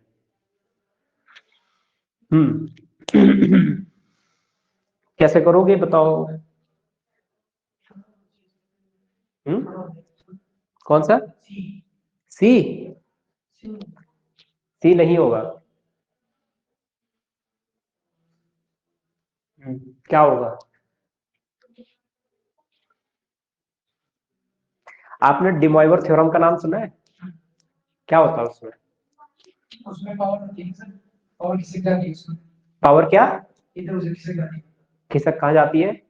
जो मतलब जैसे cos पर अल्फा की पावर n दे रखा है, हाँ, तो उसमें पावर खिसकती है अल्फा से नीचे आती है cos के पास। अच्छा, जैसे मैंने बोला cos अल्फा की पावर n है, इसको क्या लिखोगे डिमॉइवर से? मतलब देखो ऐसे नहीं, मैं एक आपको ऐसे बोलता हूँ, कॉम्प्लेक्स नंबर में आ गया, आपको भी पता होगा ना, मान लो मैंने ये ले दिया cos alpha plus iota sine alpha, हाँ होता है, वो होता है, बहुतों के साथ होता है। हाँ, इसको क्या लिखोगे डिमॉइवर से बताओ? इसी की पावर में ऐसे आप ऐसे बोल रहे हो cos अल्फा की power n plus iota sine alpha की पावर n, ये आएगा, अलग अलग चली जाती है एंगल में, है cos यही आना चाहिए। सही है ये? आप बताओ गलत है या सही है? शायद cos की पावर होना चाहिए। कॉस की मतलब आप ये कह रहे हो कि शायद ये यहाँ पे होगा, है? देखो तभी मैंने ऑप्शन ही ऐसे दिया कि आपको ना याद ऐसे आएंगे। डिवाइवर में आप बोल रहे हो, डिवाइवर में ऐसा होता है कि ये एन जो है ना यहाँ आता है। हाँ, होता है, होता है, होता है, क्यों नहीं होता, बहुतों के साथ होता है ना? बट अगर ऐसा होता तो डिवाइवर को बनाते ही क्यों, अगर इसमें पावर जाती? डिवाइवर में क्या होता है ना, जब आपने ये एन लिखा तो उसके बाद डिवाइवर में ये एंगल में चले जाता है, ये होता है डिवाइवर, एंगल में जाता है, ये मल्टीप्लाई, ऐसा होता है डिवाइवर रियलिटी में, ठीक है। ये तो कॉम्प्लेक्स में है, क्या मैट्रिक्स में ऐसा हो सकता है? इसका आंसर वैसे ये है। थोड़ा सा ध्यान रखना है इसमें ना, कि जो पावर है ना वो पावर वाला आंसर नहीं दे। डिवाइवर बनाया ही इसलिए था ताकि वो जो पावर है, देखो होता क्या है ना, मान लो ऑर्थोडॉक्स पावर आ गई यहाँ पे, √3 आ गया, अब क्या करोगे? तब क्या करोगे? अब ये पावर में रहेगी, अब ये तो ऐसा नहीं है होल स्क्वायर है जिसको 2 बार मल्टीप्लाई करके लिख दे और सॉल्व कर ले, है ना? या फोर्थ पावर है, अगर √3 पावर रहेगी तो दिक्कत हो जाएगी आपको। तो डिमॉइवर इसमें हेल्प आउट करता है कि भाई एक काम करते हैं, इसको एंगल में ही ले जा लो, अब ये आसान हो जाता है, हाँ भाई थोड़ा सा नीचे आ गया तो बन जाती है चीजें। तो डिमॉइवर पता है क्या करता है? डिमॉइवर की प्रॉपर्टी यही होती है कि जो पावर होती है ना वो दोनों ट्रिग्नोमेट्री फंक्शन के एंगल में मल्टीप्लाई हो जाती है, ये होता है। और बड़ी खतरनाक खतरनाक टर्म आती है यहाँ, ऐसा आता है 2 की पावर m की पावर, तो जब वो 2 की पावर m अल्फा आ जाता है ना तो आसान हो जाता है क्वेश्चन, ठीक है। तो बेसिकली ना इसको सॉल्व करने का भी कई तरीका है, कई तरीके हैं, ऐसा नहीं कि यही है, बट ये क्वेश्चन पेपर में आ सकता है, ठीक है। डिमॉइवर अगर आपको याद रहेगा ना कि हाँ भी पावर जो है ऐसे आ गई, ठीक है, और इवन आप इसको ऐसे भी लिख सकते हो, ठीक है, ऐसा भी लिख सकते हो, या अल्फा एन लिख दो, एन अल्फा लिख दो, एक ही बात है ना? तो आप कह सकते हो कि ये नीचे आ गया, ठीक है। तो इसका थोड़ा सा ध्यान रखना, थोड़ा सा इसको ध्यान रखना पड़ता है, नहीं तो गलत हो जाता है, कई बार क्वेश्चन ऐसा होता है। और ये जो है ना, ये आपका पीएमआई है, प्रिंसिपल ऑफ मैथमेटिकल इंडक्शन वाले मेथड सॉल्व होता है, जो बहुत लंबा है, आप उससे जाओगे तो बहुत टाइम पड़ जाएगा। ठीक है, थोड़ा डिमॉइवर वाली पहचान से इसको याद रखो। ठीक है, पूरा सॉल्व कराना है इसको। देखो अगर सॉल्व करना होगा ना तो आपको कुछ नहीं करना यहाँ पे, अगर इसको सॉल्व करना है तो ए अल्फा लो, ए अल्फा को ए अल्फा से ही मल्टीप्लाई कर दो तो ए अल्फा का होल स्क्वायर आ जाएगा, फिर चारों ऑप्शन के साथ मैच कर लेना। तो ए अल्फा का होल स्क्वायर पता है, जब आप निकालोगे ना ए अल्फा को ए अल्फा के साथ मल्टीप्लाई करोगे, जैसे मान लो मैं इसको सॉल्व करता हूं तो सोल्यूशन क्या है, कैसे करूंगा, ए अल्फा स्क्वायर निकालता हूं। ठीक है, तो ये आ जाएगा कॉस अल्फा साइन अल्फा, है ना, 2 पावर तक निकालो, ज्यादा नहीं निकालना, साइन अल्फा कॉस अल्फा, क्योंकि कौन nth पावर तक निकालेगा। फिर होगा cos alpha sine alpha minus sine alpha cos alpha, क्या होगा बताओ, मल्टीप्लाई कर लो, cos square alpha minus sine square alpha, alpha लिख दो, साइन स्क्वायर अल्फा, ये फॉर्मूला होता है कॉस 2 अल्फा का। देखो 2 आ गया, है ना, देखो 2 पावर है तो 2 आ गया। ठीक है, मैं यहीं पर लिख रहा हूं। फिर आपका ये है कॉस अल्फा साइन अल्फा, और ये है cos alpha sine alpha, add हो गया तो 2 साइन अल्फा कॉस अल्फा हो गया, है ना, ये होता है साइन 2 अल्फा, है ना, देखो 2 एंगल आने लग गए। ठीक है, यहाँ पे 1 था, यहाँ 2 अल्फा आ गया, 1 अल्फा 2 अल्फा, यहाँ भी 1 अल्फा था, यहाँ 2 अल्फा बन गया। अब इसको इससे मल्टीप्लाई करोगे तो minus alpha cos alpha minus alpha minus sine alpha cos alpha, तो -2 साइन अल्फा कॉस अल्फा हो जाएगा, ये आ जाएगा माइनस साइन 2 अल्फा, राइट। आगे होगा minus sine square alpha plus cos square alpha, तो वो यही है minus sine square alpha plus cos square alpha. तो पूरा ही लिख दो, कोई बात नहीं, थोड़ा सा समझने के लिए। ये आपका कॉस 2 अल्फा, ये वैसे ही हो जाएगा जैसा है। अब देख लो, ये देखो, देखो अगर आप इसको देखोगे तो कॉस कॉस सेम आ रहा, यहाँ अल्फा है तो 2 अल्फा, साइन साइन सेम आ रहा, अल्फा है तो 2 अल्फा, माइनस साइन सेम आ रहा है, अल्फा है तो 2 अल्फा, कॉस कॉस सेम आ रहा है, अल्फा है तो 2 अल्फा। इसका मतलब जितना पावर आ रहा है उतना ही एंगल के आगे नंबर आ रहा है। ठीक है, तो यहां से सिमिलरली करके हम लिख सकते हैं कि हाँ भाई सिमिलरली क्या आएगा, कॉस, अगर अल्फा की पावर n लिया मैंने तो यहाँ पे n अल्फा लिख दो ना सीधा, cos n alpha sin n alpha minus sin n alpha, है ना, बस एंगल को यहाँ पे, और यहाँ पे आएगा कॉस n अल्फा। ठीक है, बस खत्म आंसर। अब चाहे तो इसको आप ये भी लिख दो ए एन अल्फा या अल्फा एन, है ना, ऑप्शन में वो ये भी दे सकता है इस तरीके से ना। हम्म, कितना कंफ्यूजिंग है ना थोड़ा सा अगर देखोगे तो कि यहाँ पे जब हम मल्टीप्लाई कर रहे हैं, है ना, तो एडिशन हो रहा है, और यहाँ पे जब हम मल्टीप्लाई कर रहे हैं तो वो प्रोडक्ट में आ जा रहा है ना। तो ऐसे में याद रख लो कि अगर सेम के साथ सेम को मल्टीप्लाई कर रहे हैं तो प्रोडक्ट में लिख देंगे, और अगर डिफरेंट मल्टीप्लीकेशन हो रहा है तो एडिशन में लिख देंगे, है ना। वैसे बेसिकली यहाँ पे आप ऐसा लिख सकते हो कि अगर a की पावर m है तो a की पावर n है ना, इसमें डिफरेंट है ना ये दोनों पावर, तो ये इसको a की पावर m प्लस n, जैसे यहाँ पे इसमें सफिक्स में आ गया, बस ये है, अगर मैं इसको ऐसा लिखूं तो गलत नहीं है, तो ठीक है, ये हो जाएगा। तो आगे बढ़ते हैं।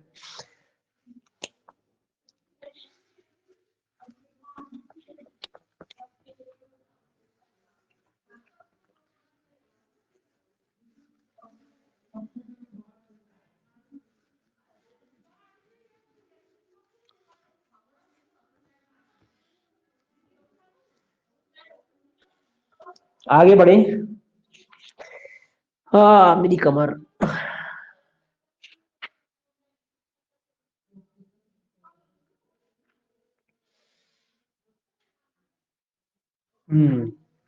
ये थोड़ा इम्पोर्टेंट है।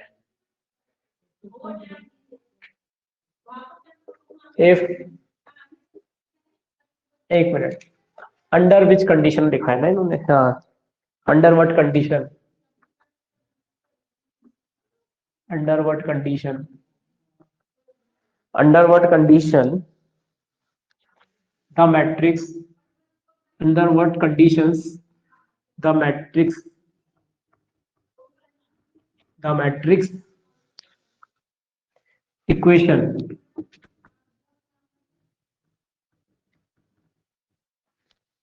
A square minus B square equal to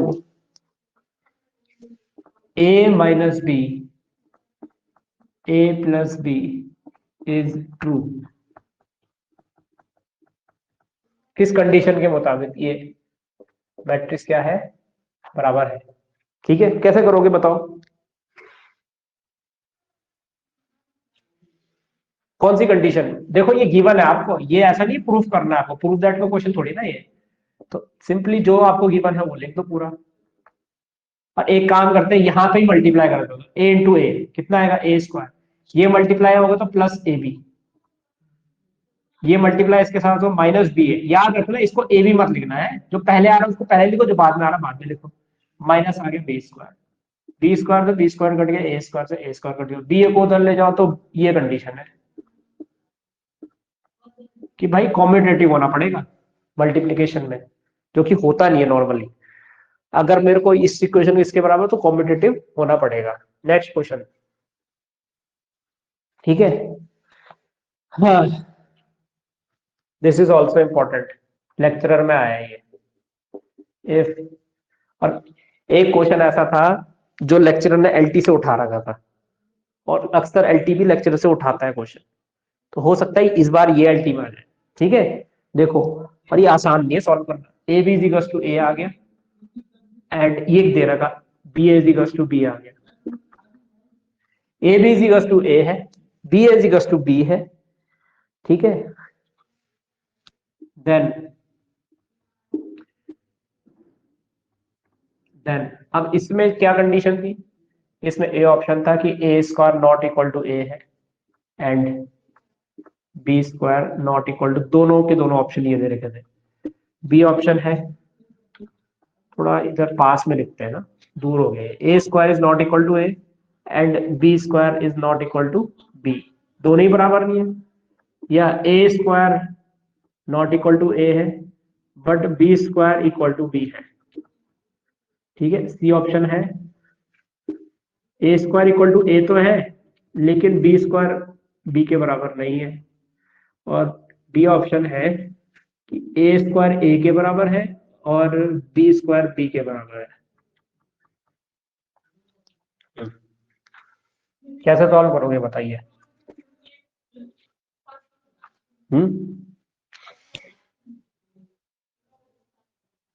सोचिए, करिए, कैसे करोगे इसको, और आसान नहीं है ये क्वेश्चन।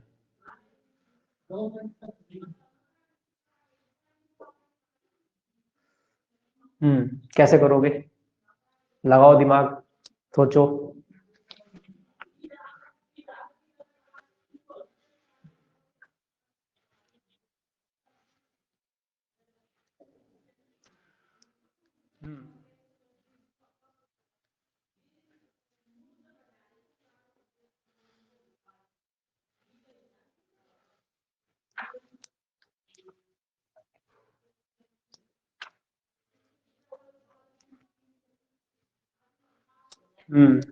बताओ, नहीं हो रहा?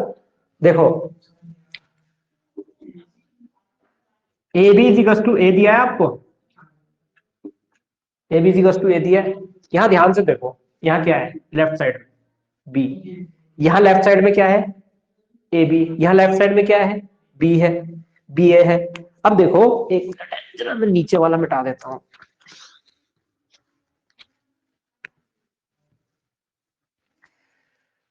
क्या यहाँ इस ए बी को मैं बी ए बना सकता हूँ किसी तरीके से? क्योंकि अगर मैं इसको ये बनाने में कामयाब नहीं हो रहा, नहीं निकलेगा, क्योंकि तभी तो ये गिवन किया होगा, इसको यूज करना होगा ना। थोड़ा सा लॉजिक अगर लगाऊं मैं यहाँ पे, तो ये बी के आगे मुझे क्या चाहिए, ए, बी ए बनाने के लिए, तो मैं post multiplying by A on both side करूंगा। ठीक है, अब यहाँ पे फायदा ये होगा, ए स्क्वायर बन जाएगा जो कि चार ऑप्शन में मौजूद है, ए स्क्वायर तो बनाना ही है मुझे। एक लॉजिक आप ऐसे कह सकते हो कि अच्छा चार ऑप्शन में ए स्क्वायर मौजूद है तो ए स्क्वायर कैसे बनाऊं। ए स्क्वायर ऐसे बना सकते हो कि हाँ भाई मैं ए से ए को मल्टीप्लाई करूं तो ए स्क्वायर बन जाएगा। दूसरी चीज ये होगी कि बी ए भी बन जाएगा मेरा, ठीक है, इसलिए पोस्ट मल्टीप्लाई कर रहा हूं, प्री मल्टीप्लाई नहीं कर रहा।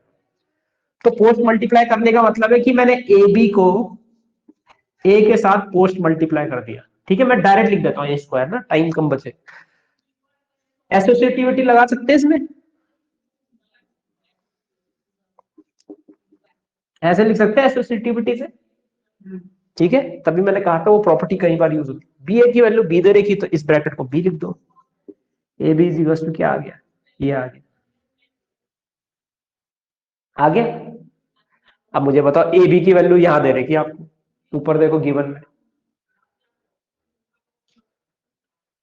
ए बी की वैल्यू ऊपर क्या दे रखी, ए दे रखी, तो यहां से आगे a is equal to a square, खत्म।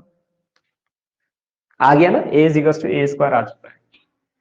तो इसका मतलब अब ये दो ऑप्शन तो गए, ये बचा और ये बचा। नेक्स्ट देखते हैं, b a is equal to हमें बी दे रखा, यहां मुझे ए बी बनाना है।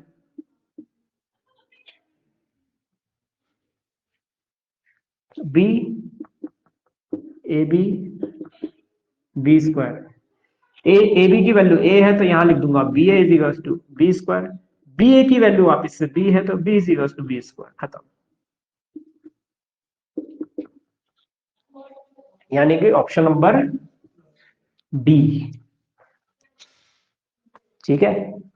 देखो कितना अच्छा क्वेश्चन था ना, हर बार गिवन का कहीं ना कहीं यूज हो रहा है, ठीक है। जो चीज हमने यहाँ पे देखी उसमें बस एक पोस्ट मल्टीप्लाई करने से सीधा सीधा जो हमें गिवन में था उसका यूसेज हुआ, फिर लास्ट लाइन में भी जो यूसेज हुआ उसका, ठीक है। ये एलटी में इस बार आ सकता है, ये रिपीटेड होगा। एक बार एलटी का क्वेश्चन लेक्चर में रिपीट आया था, और भाई ऐसा भी है कि एलटी ने कई बार 11-12 के जो क्वेश्चन है वो लेक्चर से उठाए 2018 के लेक्चर से। तो मेरे को चांस लग रहा है कि अगर उसने रिपीट उठाया तो यही उठाएगा वो, ठीक है। दैट्स वाई ये बहुत इंपॉर्टेंट हो जाता है क्वेश्चन, इस वाले एलटी में उठाना चाहिए वैसे इसको ना। ये इतना आसान नहीं है सॉल्व करना, दिमाग बिल्कुल ब्लाइंड हो जाता है। अब मैंने आपको बोला देखो कैसे होगा, अब कोई तुक्के में कोई और ऑप्शन क्लिक कर देगा। नॉर्मली लोग ना इक्वल टू के साइन में ज्यादा तुक्का लगाते हैं, तो हो भी सकता है सही हो जाए। आह, हम्म,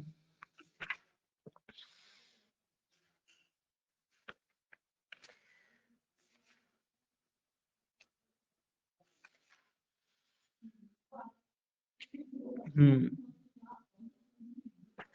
एक नोट लिख लो, ये भी कई बार पेपर में आ जाता है लिखने में,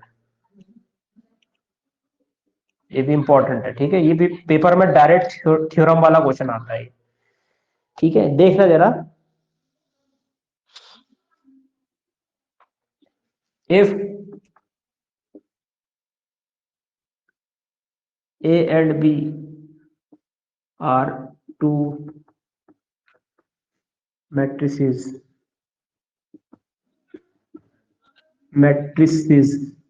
which are commutative, which are commute या commutative भी बोल सकते हैं, ठीक। अगर ए और बी दो मैट्रिसेस है जो कि कॉम्यूट है, कॉम्यूट का मतलब क्या होता है कि ए बी जो है वो बी ए के बराबर है, ए बी जो है वो बी ए के बराबर है, तो ठीक है। देन ये लिख देना, ये दोनों रिजल्ट आपको याद होना चाहिए डायरेक्ट, ये दोनों रिजल्ट आपको याद होना चाहिए, बहुत ही सिंपल है। ए की पावर ए बी और बी की पावर एन, ये बराबर होगा ए की पावर एन बी के, ठीक है, इसके बराबर होगा।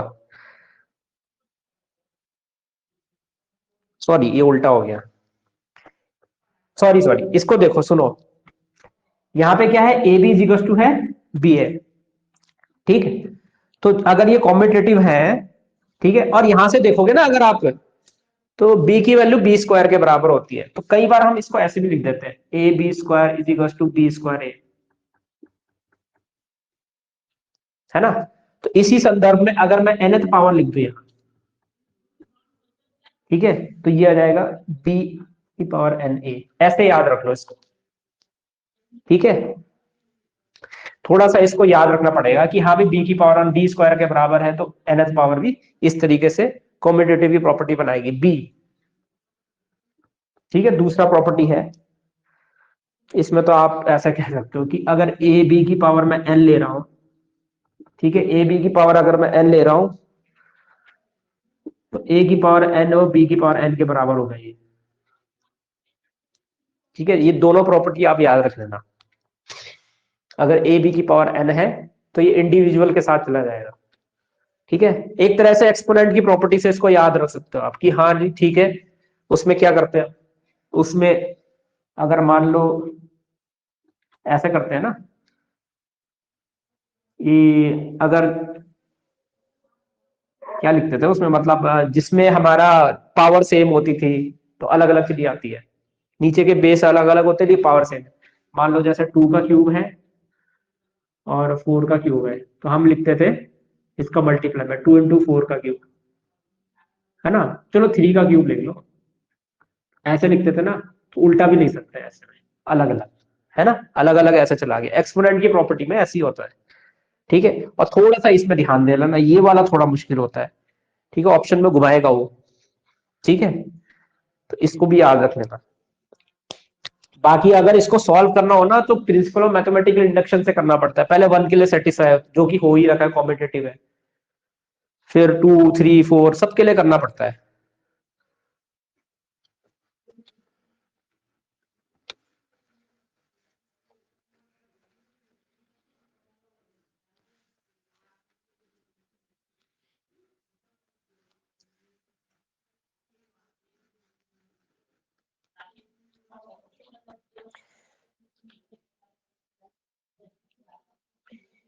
ये क्वेश्चन भी अच्छा है,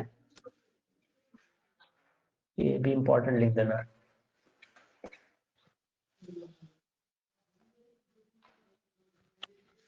If A is square matrix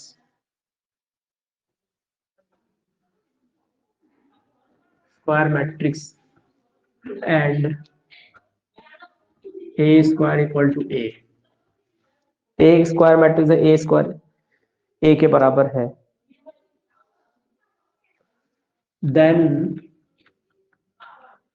I plus A whole cube, I plus A whole cube is equals to, option A है 7A plus I, option B है 7A minus I, option C है I minus 7A, option D है none of these, none of these। ठीक है, यही है। क्या होगा बताओ, पहले i प्लस ए का होल स्क्वायर सॉल्व करो। ठीक है, i प्लस ए का i प्लस ए के साथ मल्टीप्लाई करो, क्या होगा बताओ।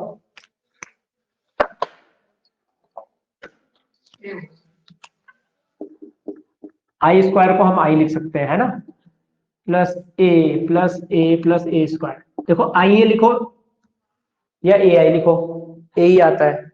ठीक है, इसको लिख सकते हैं हम ए स्क्वायर प्लस 2A प्लस आई। अब इसका फर्दर मल्टीप्लाई करो इसी के साथ, यानी आई प्लस ए का मल्टीप्लाई, अगर होल क्यूब निकालना है तो आई प्लस ए का मल्टीप्लाई इसी के साथ करेंगे, आई प्लस 2A प्लस ए स्क्वायर। ठीक है, और ए स्क्वायर की वैल्यू क्योंकि ए के बराबर है तो यहीं पर रख देना चाहिए था मुझे, है ना, तो 3A प्लस आई आ जाएगा, है ना। तो यहाँ पे क्या करें, आई प्लस 3A के साथ ऐड कर दें। कितना आएगा, आई स्क्वायर तो आई होता है ना, फिर प्लस 3A प्लस ए प्लस 4A हो जाएगा, और प्लस 3A स्क्वायर हो जाएगा। अब 3A स्क्वायर को 3A लिख सकते हैं, तो आई प्लस 4A प्लस 3A, और ये आ जाएगा आई प्लस 7A, तो 7A प्लस आई आ गया।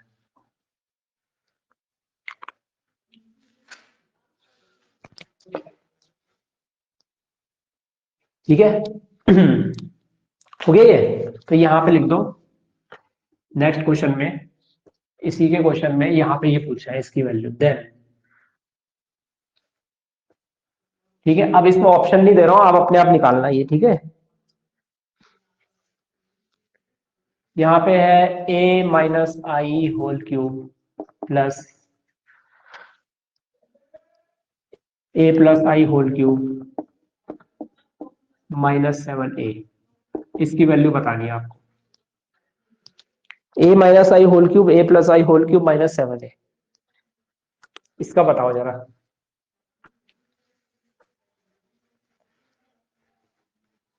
ये पता है a स्क्वायर की वैल्यू जब i के बराबर होती है तो उस मैट्रिक्स को क्या कहते हैं?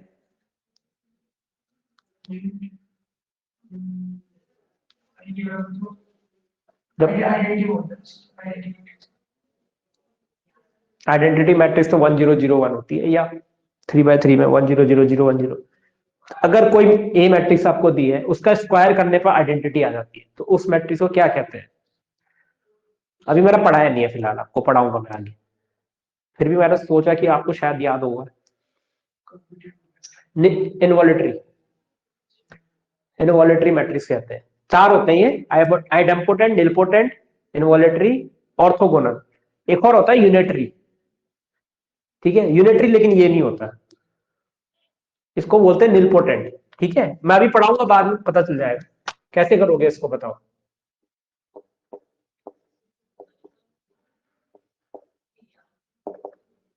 इसका होल क्यूब क्या होगा? a माइनस बी का होल क्यूब बता दो सीधा, कितना आएगा बताओ? a cube minus I cube, यानी माइनस आई क्यूब को आई लिख सकते हैं, ठीक है, फिर माइनस 3a² b, आई को लिखने की जरूरत नहीं है, फिर प्लस 3ab स्क्वायर, 3ai² यानी ये आ गया। अब इसी प्रकार से a प्लस आई बताओ, होल क्यूब, सब में प्लस आ जाएगा, a cube plus I plus 3a² plus 3a, है ना। प्लस कर दूं मैं इनको, क्योंकि प्लस ही करना है ना, ये स्क्वायर लिख दिया मैंने, a क्यूब होना था। ठीक है, वैसे और सिंप्लीफाई कर सकते हैं हम इसको, कैसे? इसको a² इंटू ए लिख देंगे, और a² की वैल्यू आई है तो ये a हो जाएगा। तो थोड़ा और कर लेते ना, अच्छा रहता, बजाय कि ये पूरा मिटाया क्यों। प्लस करने की जगह पहले इसको और सिंप्लीफाई कर लो, a² प्लस आई प्लस 3a² प्लस 3a। अभी सॉल्व मत करो, सीधा पहले और सिंप्लीफाई कर लेते हैं ना। ये a हो जाएगा, बताओ कि नहीं? a cube is equal to a होगा, माइनस आई हो जाएगा, प्लस इसको 3i लिख सकते हैं, और इसको प्लस 3a लिख सकते हैं। तो a प्लस a कितना आ गया? 4a आ गया, और ये कितना आ गया? प्लस 2i आ गया। ओके, अब ये कितना आएगा बताओ? a² तो i हो गया, तो i प्लस आई 2i हो गया, और 6a हो गया। ये कुछ तो मुझे गड़बड़ लग रही है इसमें, क्यों? a² नहीं, a क्यूब था, ठीक है। तो a क्यूब कितना आ जाएगा? a आ जाएगा, ये 3a² होना था, मैंने जल्दबाजी में ना मिटा दिया था, फिर लिख दिया। तो ये आ गया a क्यूब, ये a आ गया, ये प्लस i आ गया, प्लस ये 3i हो जाएगा, प्लस ये 3a है ही, तो 4a प्लस 4i आ गया, ये है ना, 4a प्लस 4i आ गया। ये माइनस था यहाँ, माइनस था यहाँ, तभी मैं सोचू यहाँ पे कुछ गड़बड़ हो रही है, तो माइनस 4i आएगा यहाँ। ठीक है, 4a माइनस 4i आ गया। इन दोनों का एडिशन करते हैं, तो और माइनस 7a भी करना है, ठीक है, यहाँ पे जो भी आएगा माइनस 7a, तो इनको ऐड करोगे तो कितना आएगा? 8a, ठीक है, माइनस 7a मतलब a आ गया आंसर। a आ गया।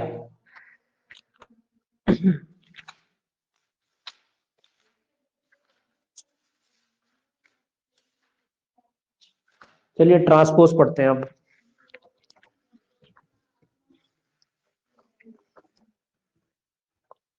Transpose of the matrix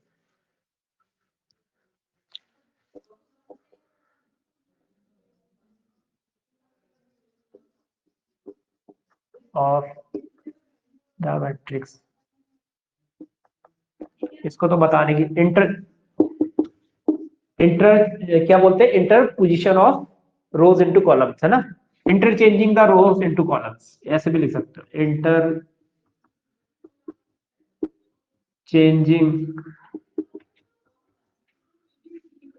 rose into columns.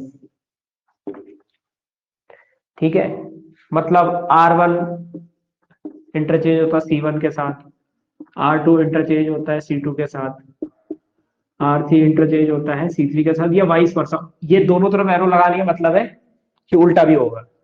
ठीक है, एग्जाम्पल क्या होगा, मान लो ये है ए मैट्रिक्स 1 2 5 4, तो ए ट्रांसपोज इज, ठीक है, इसको ए डैश से भी डिनोट किया जाता है और आपका ए ट्रांसपोज से भी डिनोट किया जाता है। ठीक है, या फिर इसको ए डैश से भी डिनोट किया, तो ये हो जाएगा 1 2 5 4 इस तरीके से। तो पहला रो पहला कॉलम बन गया, दूसरा रो दूसरा कॉलम बन गया। ठीक है, अब इसकी हम प्रॉपर्टीज पढ़ लेते हैं।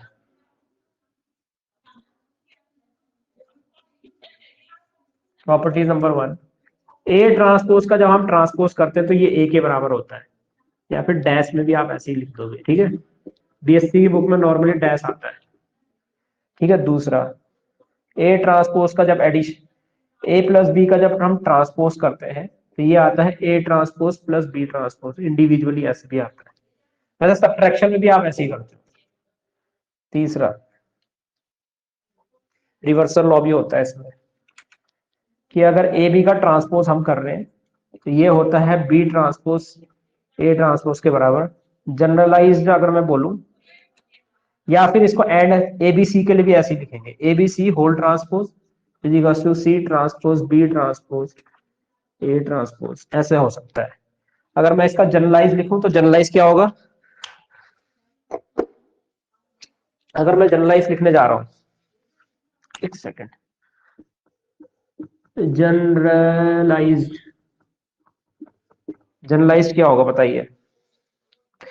जनरलाइज्ड होगा आपका, मान लो मैं लिखता हूं A1 A2 dot dot dot इस तरीके से AN होल ट्रांसपोज, तो पहले राइट से लेफ्ट जाना है। ठीक है, इंडिविजुअल में A transpose AN minus 1 transpose, फिर आएगा आपका A2 ट्रांसपोज A1 ट्रांसपोज। ठीक है, ये होता है जनरलाइज में। और कोई प्रॉपर्टी तो वैसे बची नहीं आई थिंक, हाँ कांस्टेंट वाली है बस, बाकी तो वही है। ठीक है, फोर्थ प्रॉपर्टी है, अगर हम के ए का ट्रांसपोज कर रहे हैं इस तरीके से तो कांस्टेंट का ट्रांसपोज नहीं होता, क्योंकि वो आपका मैट्रिक्स का एलिमेंट। ठीक है, ए ट्रांसपोज ऐसा इसके बराबर होगा। ठीक है, बस इतना ही है। के ए का ट्रांसपोज अगर आप करोगे तो ये होता है के ए ट्रांसपोज के बराबर। सिर्फ मैट्रिक्स का ट्रांसपोज होता है। जो 2 है मुझे बताओ, जो 2 है वो मैट्रिक्स के तो अंदर है नहीं, तो वो कौन सी रो में जाएगा, कौन सी कॉलम में जाएगा। ठीक है ना, तो उसका कभी ट्रांसपोज होता नहीं है। अगर मैं 2 को मैं 2 ट्रांसपोज भी लिखती तो वो वापस 2 ही होता है। जो स्केलर मल्टीप्लीकेशन, जो स्केलर एलिमेंट होता है उसका ट्रांसपोज नहीं होता है। ठीक है, यही 4 थे इसमें। कहाँ गया,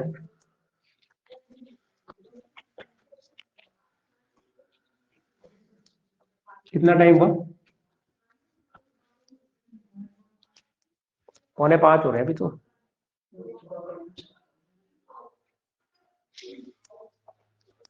5 बजे, बस थोड़ा सा पढ़ लो, अभी थोड़ा सा पढ़ लो।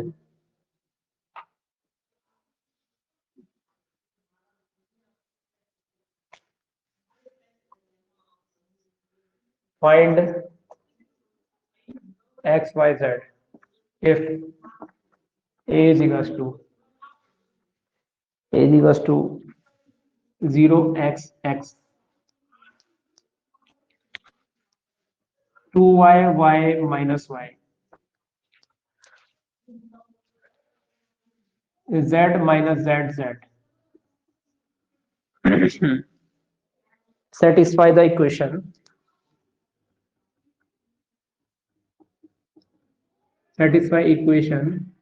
a transpose a is equals to I3 का मतलब है 3x3 की identity matrix. a transpose 2 0 2 y z x y minus z, x minus y z, इसका मल्टीप्लाई इसके साथ ए के साथ, 0 x 2y y minus y, z minus z और जेड। इसको हम आइडेंटिटी मैट्रिक्स के इक्वल लिखेंगे।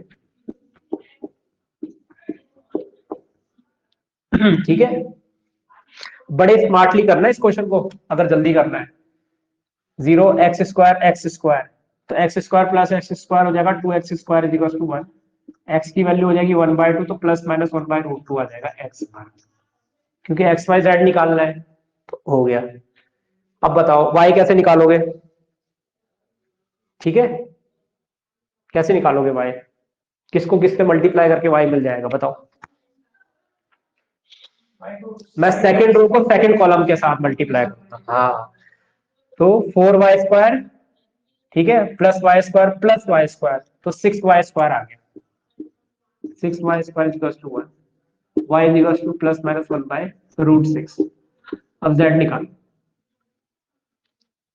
ठीक है, थर्ड रो थर्ड कॉलम है ना, यहाँ पे z² plus z² plus z², 3z² is equal to 1, तो z is equal to plus minus 1/√3।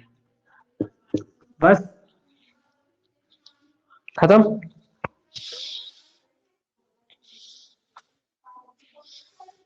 अब पढ़ते हैं सिमेट्रिक और स्क्यू सिमेट्रिक।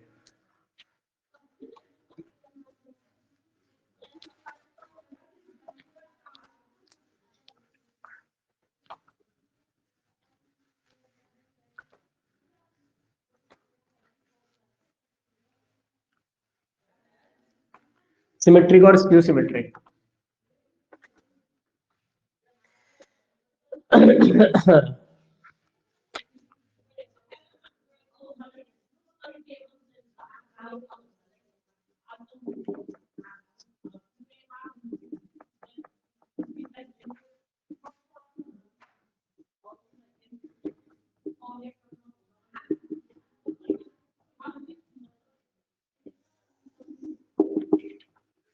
ए में लिखना सिमेट्रिक,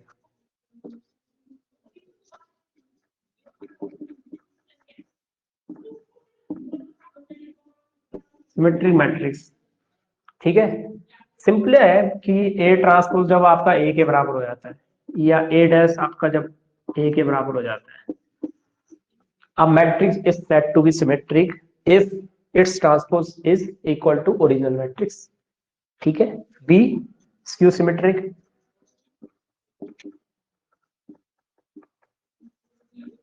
स्क्यू सिमेट्रिक मैट्रिक्स क्या होती है? ए ट्रांसपोज इज इक्वल टू, बस माइनस का साइन आ गया। ठीक है, if a transpose is equal to minus a, तो ये हो जाता है। सिमेट्रिक का एग्जांपल आप डायरेक्ट देख के पहचान सकते हो बिना ये लिखे। कैसे कैसे पहचानोगे? अगर मैं एग्जांपल दूं इसका, इसका भी बताऊंगा फिर मैं आपको।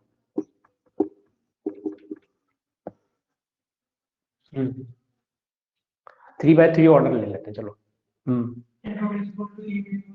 हाँ, लेकिन मैं इस तरीके से लिखूंगा ना कि वो सिमेट्रिक आप करने को निकालोगे भी ना ट्रांसपोज, तो वही आएगा। कैसे पहचानोगे? एक पहचान होती है, पता है, देख के ही पहचान जाता है, अरे ये तो सिमेट्रिक है, देख के ही पहचान जाते हैं। पिछली बार एक क्वेश्चन शायद आया था, इसमें ऑप्शन में था, पता नहीं वो शायद हर्मेटियन था कि उसका आंसर स्क्यू सिमेट्रिक है, सिमेट्रिक में से कुछ था, बट ऑप्शन में आया था। तो आपको देखते ही पहचान लेना चाहिए, अच्छा इसमें ये नहीं है तो सिमेट्रिक नहीं है, अच्छा इसमें ये नहीं है, ये नहीं है। तो मैं आपको पहचान बताऊंगा इसकी। क्या होगा, आप डायगोनल में ना कोई भी नंबर लिख सकते हो, कोई भी नंबर अपनी मर्जी से। सिमेट्रिक में ना डायगोनल के एलिमेंट्स का जब ट्रांसपोज करते हैं तो वही डायगोनल में वही एलिमेंट आते हैं ट्रांसपोज करने पर। मान लो मैंने यहाँ 5 लिख दिया, 3 लिख दिया और 7 लिख दिया। अब आप ए ट्रांसपोज निकालो, उसके डायगोनल के एलिमेंट देखोगे तो वो भी यही आएंगे, इनकी पोजीशन चेंज नहीं होती है। ठीक है, अब आपको ध्यान रखना है कि बाकी जो एलिमेंट लिखेंगे वो भी हमें सेम लिखने हैं, मिरर इमेज के साथ सेम होने चाहिए। जैसे मैं यहाँ पे जो एलिमेंट लिखूंगा ना, ये मान लो ये शीशा है, तो शीशे के बगल में यहाँ पे जो आएगा वो यहाँ पे लिखूंगा। अब मान लो मैं यहाँ पे लिखता हूँ 6, तो यहाँ पे मैं 6 लिखूंगा। मान लो मैं यहाँ 3 मिरर है तो यहाँ पे मैं जो लिखूंगा वो यहाँ पे लिखूंगा, ठीक है। -7 लिख दिया तो यहाँ भी -7 लिख दो। अब जो यहाँ पे लिखूंगा वो भी यहाँ पे लिखूंगा। क्या लिखे, 1 लिख दिया तो यहाँ पे 1 लिख दो, बस। अब इसका ट्रांसपोज निकालो, करो एक बार। आ रहा भैया,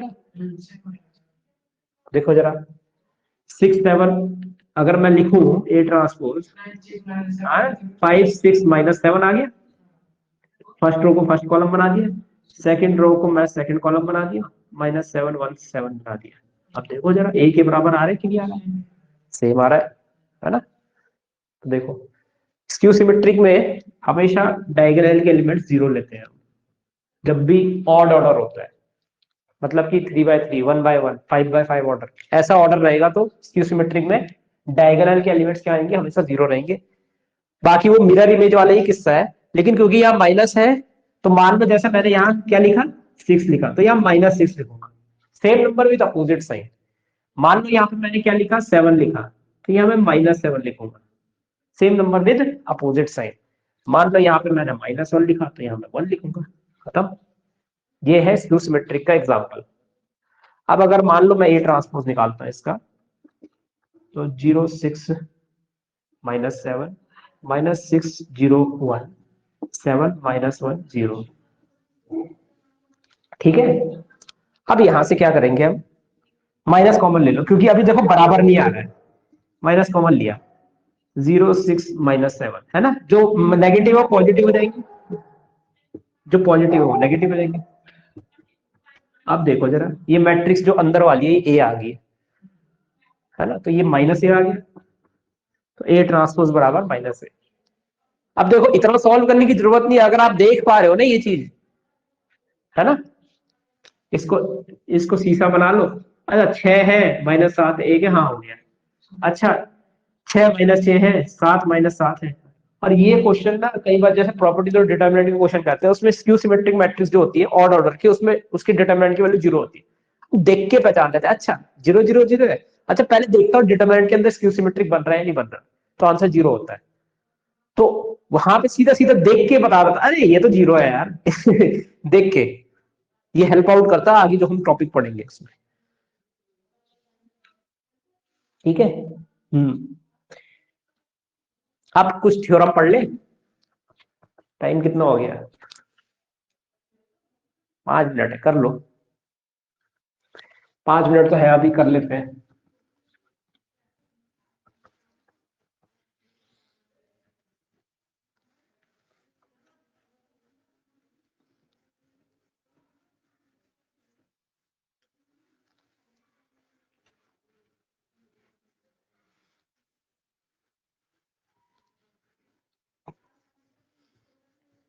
अभी क्लास कैसी चल रही है, ठीक है। देखो पता है सेंसेस अपनी जगह के रखो, बहुत सारी चीजें ना देखने से ही पता चल जाती है। अच्छा इसमें मैं अगर ऐसे करूंगा फिर मैं उसको वेरीफाई भी करता हूँ कई शॉर्टकट्स को। हाँ ठीक है चलो इस शॉर्टकट को वेरीफाई करते हैं। जब मुझे बहुत सारे क्वेश्चन में वो लगता है कि हाँ भाई आंसर सही आ रहे हैं तो हाँ ठीक है लगा लो, और क्या दिक्कत है ना। हाँ अब देखो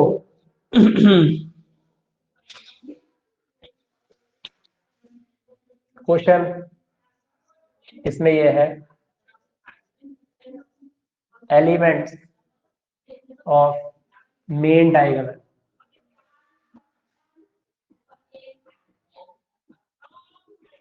of skew symmetry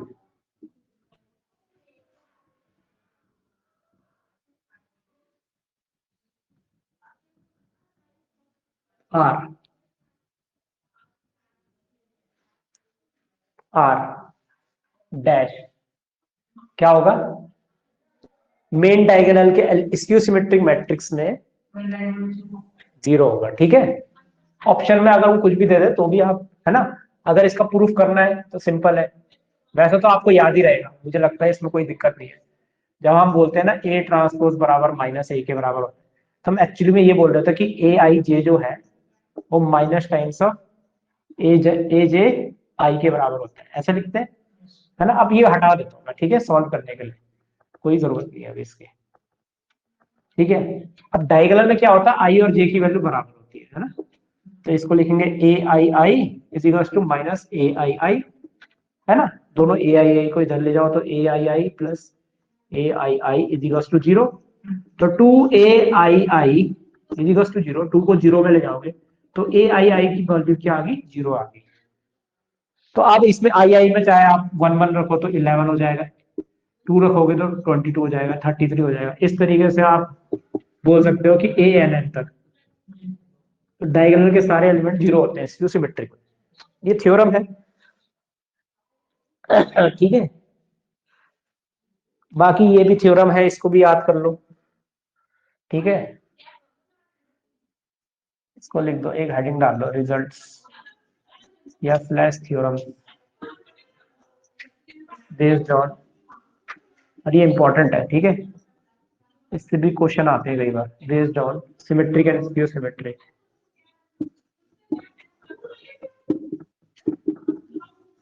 skew symmetric,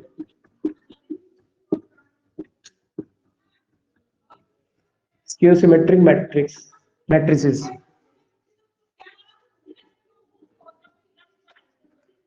number one, let A is square matrix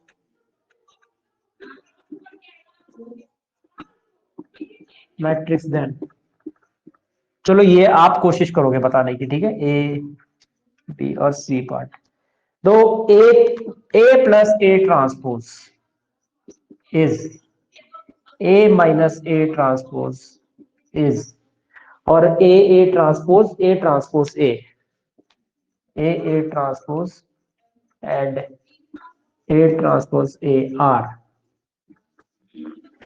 dash dash dash. बताइए, अगर ए एक स्क्वायर मैट्रिक्स है तो ए प्लस ए ट्रांसपोज क्या होगा, बताइए।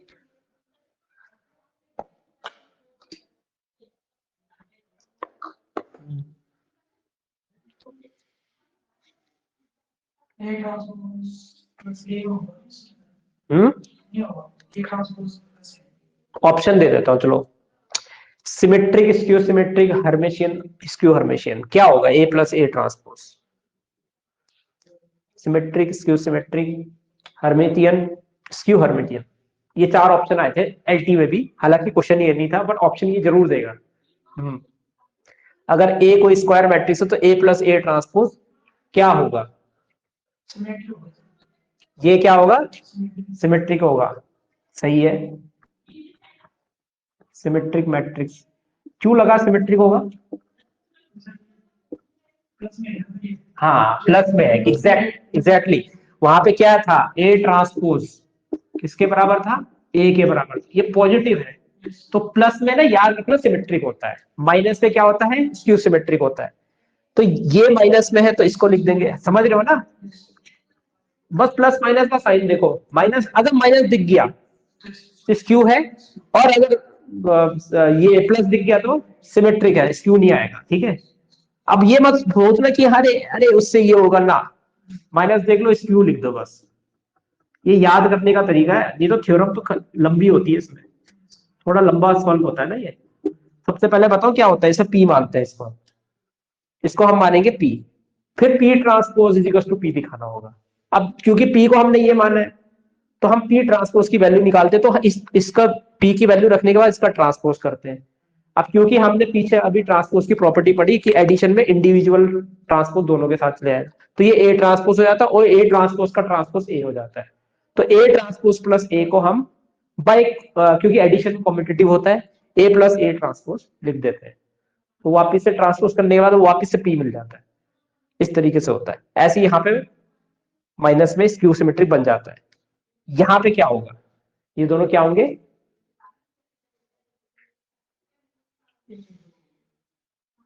क्या है, प्लस है कि माइनस है, यहाँ मल्टीप्लाई में है, लेकिन साइन दोनों के साइन देखो, ए का साइन क्या है, पॉजिटिव, ये प्लस आ रहा है तो क्या होगा, हाँ बस ये याद रखना, बस सिमेट्रिक है ये, मल्टीप्लाई में है लेकिन दोनों के साइन तो प्लस है ना, तो सिमेट्रिक लिख दो, और क्या। कौन इतना मतलब हम सोच रहे कि हाँ भाई सिमेट्रिक मल्टीप्लाई में है, मल्टीप्लाई में भी तो प्लस में ही है, बस ये याद रखना है, सिमेट्रिक मैट्रिसेस होगा यहाँ, क्योंकि दो है ना, ये भी है ये भी है, ठीक है।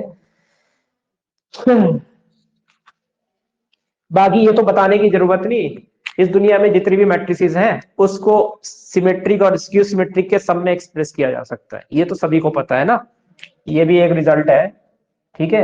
ए मैट्रिक्स को P प्लस क्यू में लिखा जा सकता है, जिसमें P आपका, जिसमें आप लिख सकते हो कि P ट्रांसपोज P के बराबर होगा and Q transpose minus Q के बराबर होगा, दैट इज मतलब P आपका सिमेट्रिक है ना, और Q आपका स्क्यू सिमेट्रिक है ना, शॉर्ट में लिखता हूं, ठीक है। और ये जो ए मैट्रिक्स है इसको मैंने सिमेट्रिक और स्क्यू सिमेट्रिक के सम में मैंने लिखा है। अच्छा, इसमें P का फॉर्मूला बता सकते हो क्या होगा?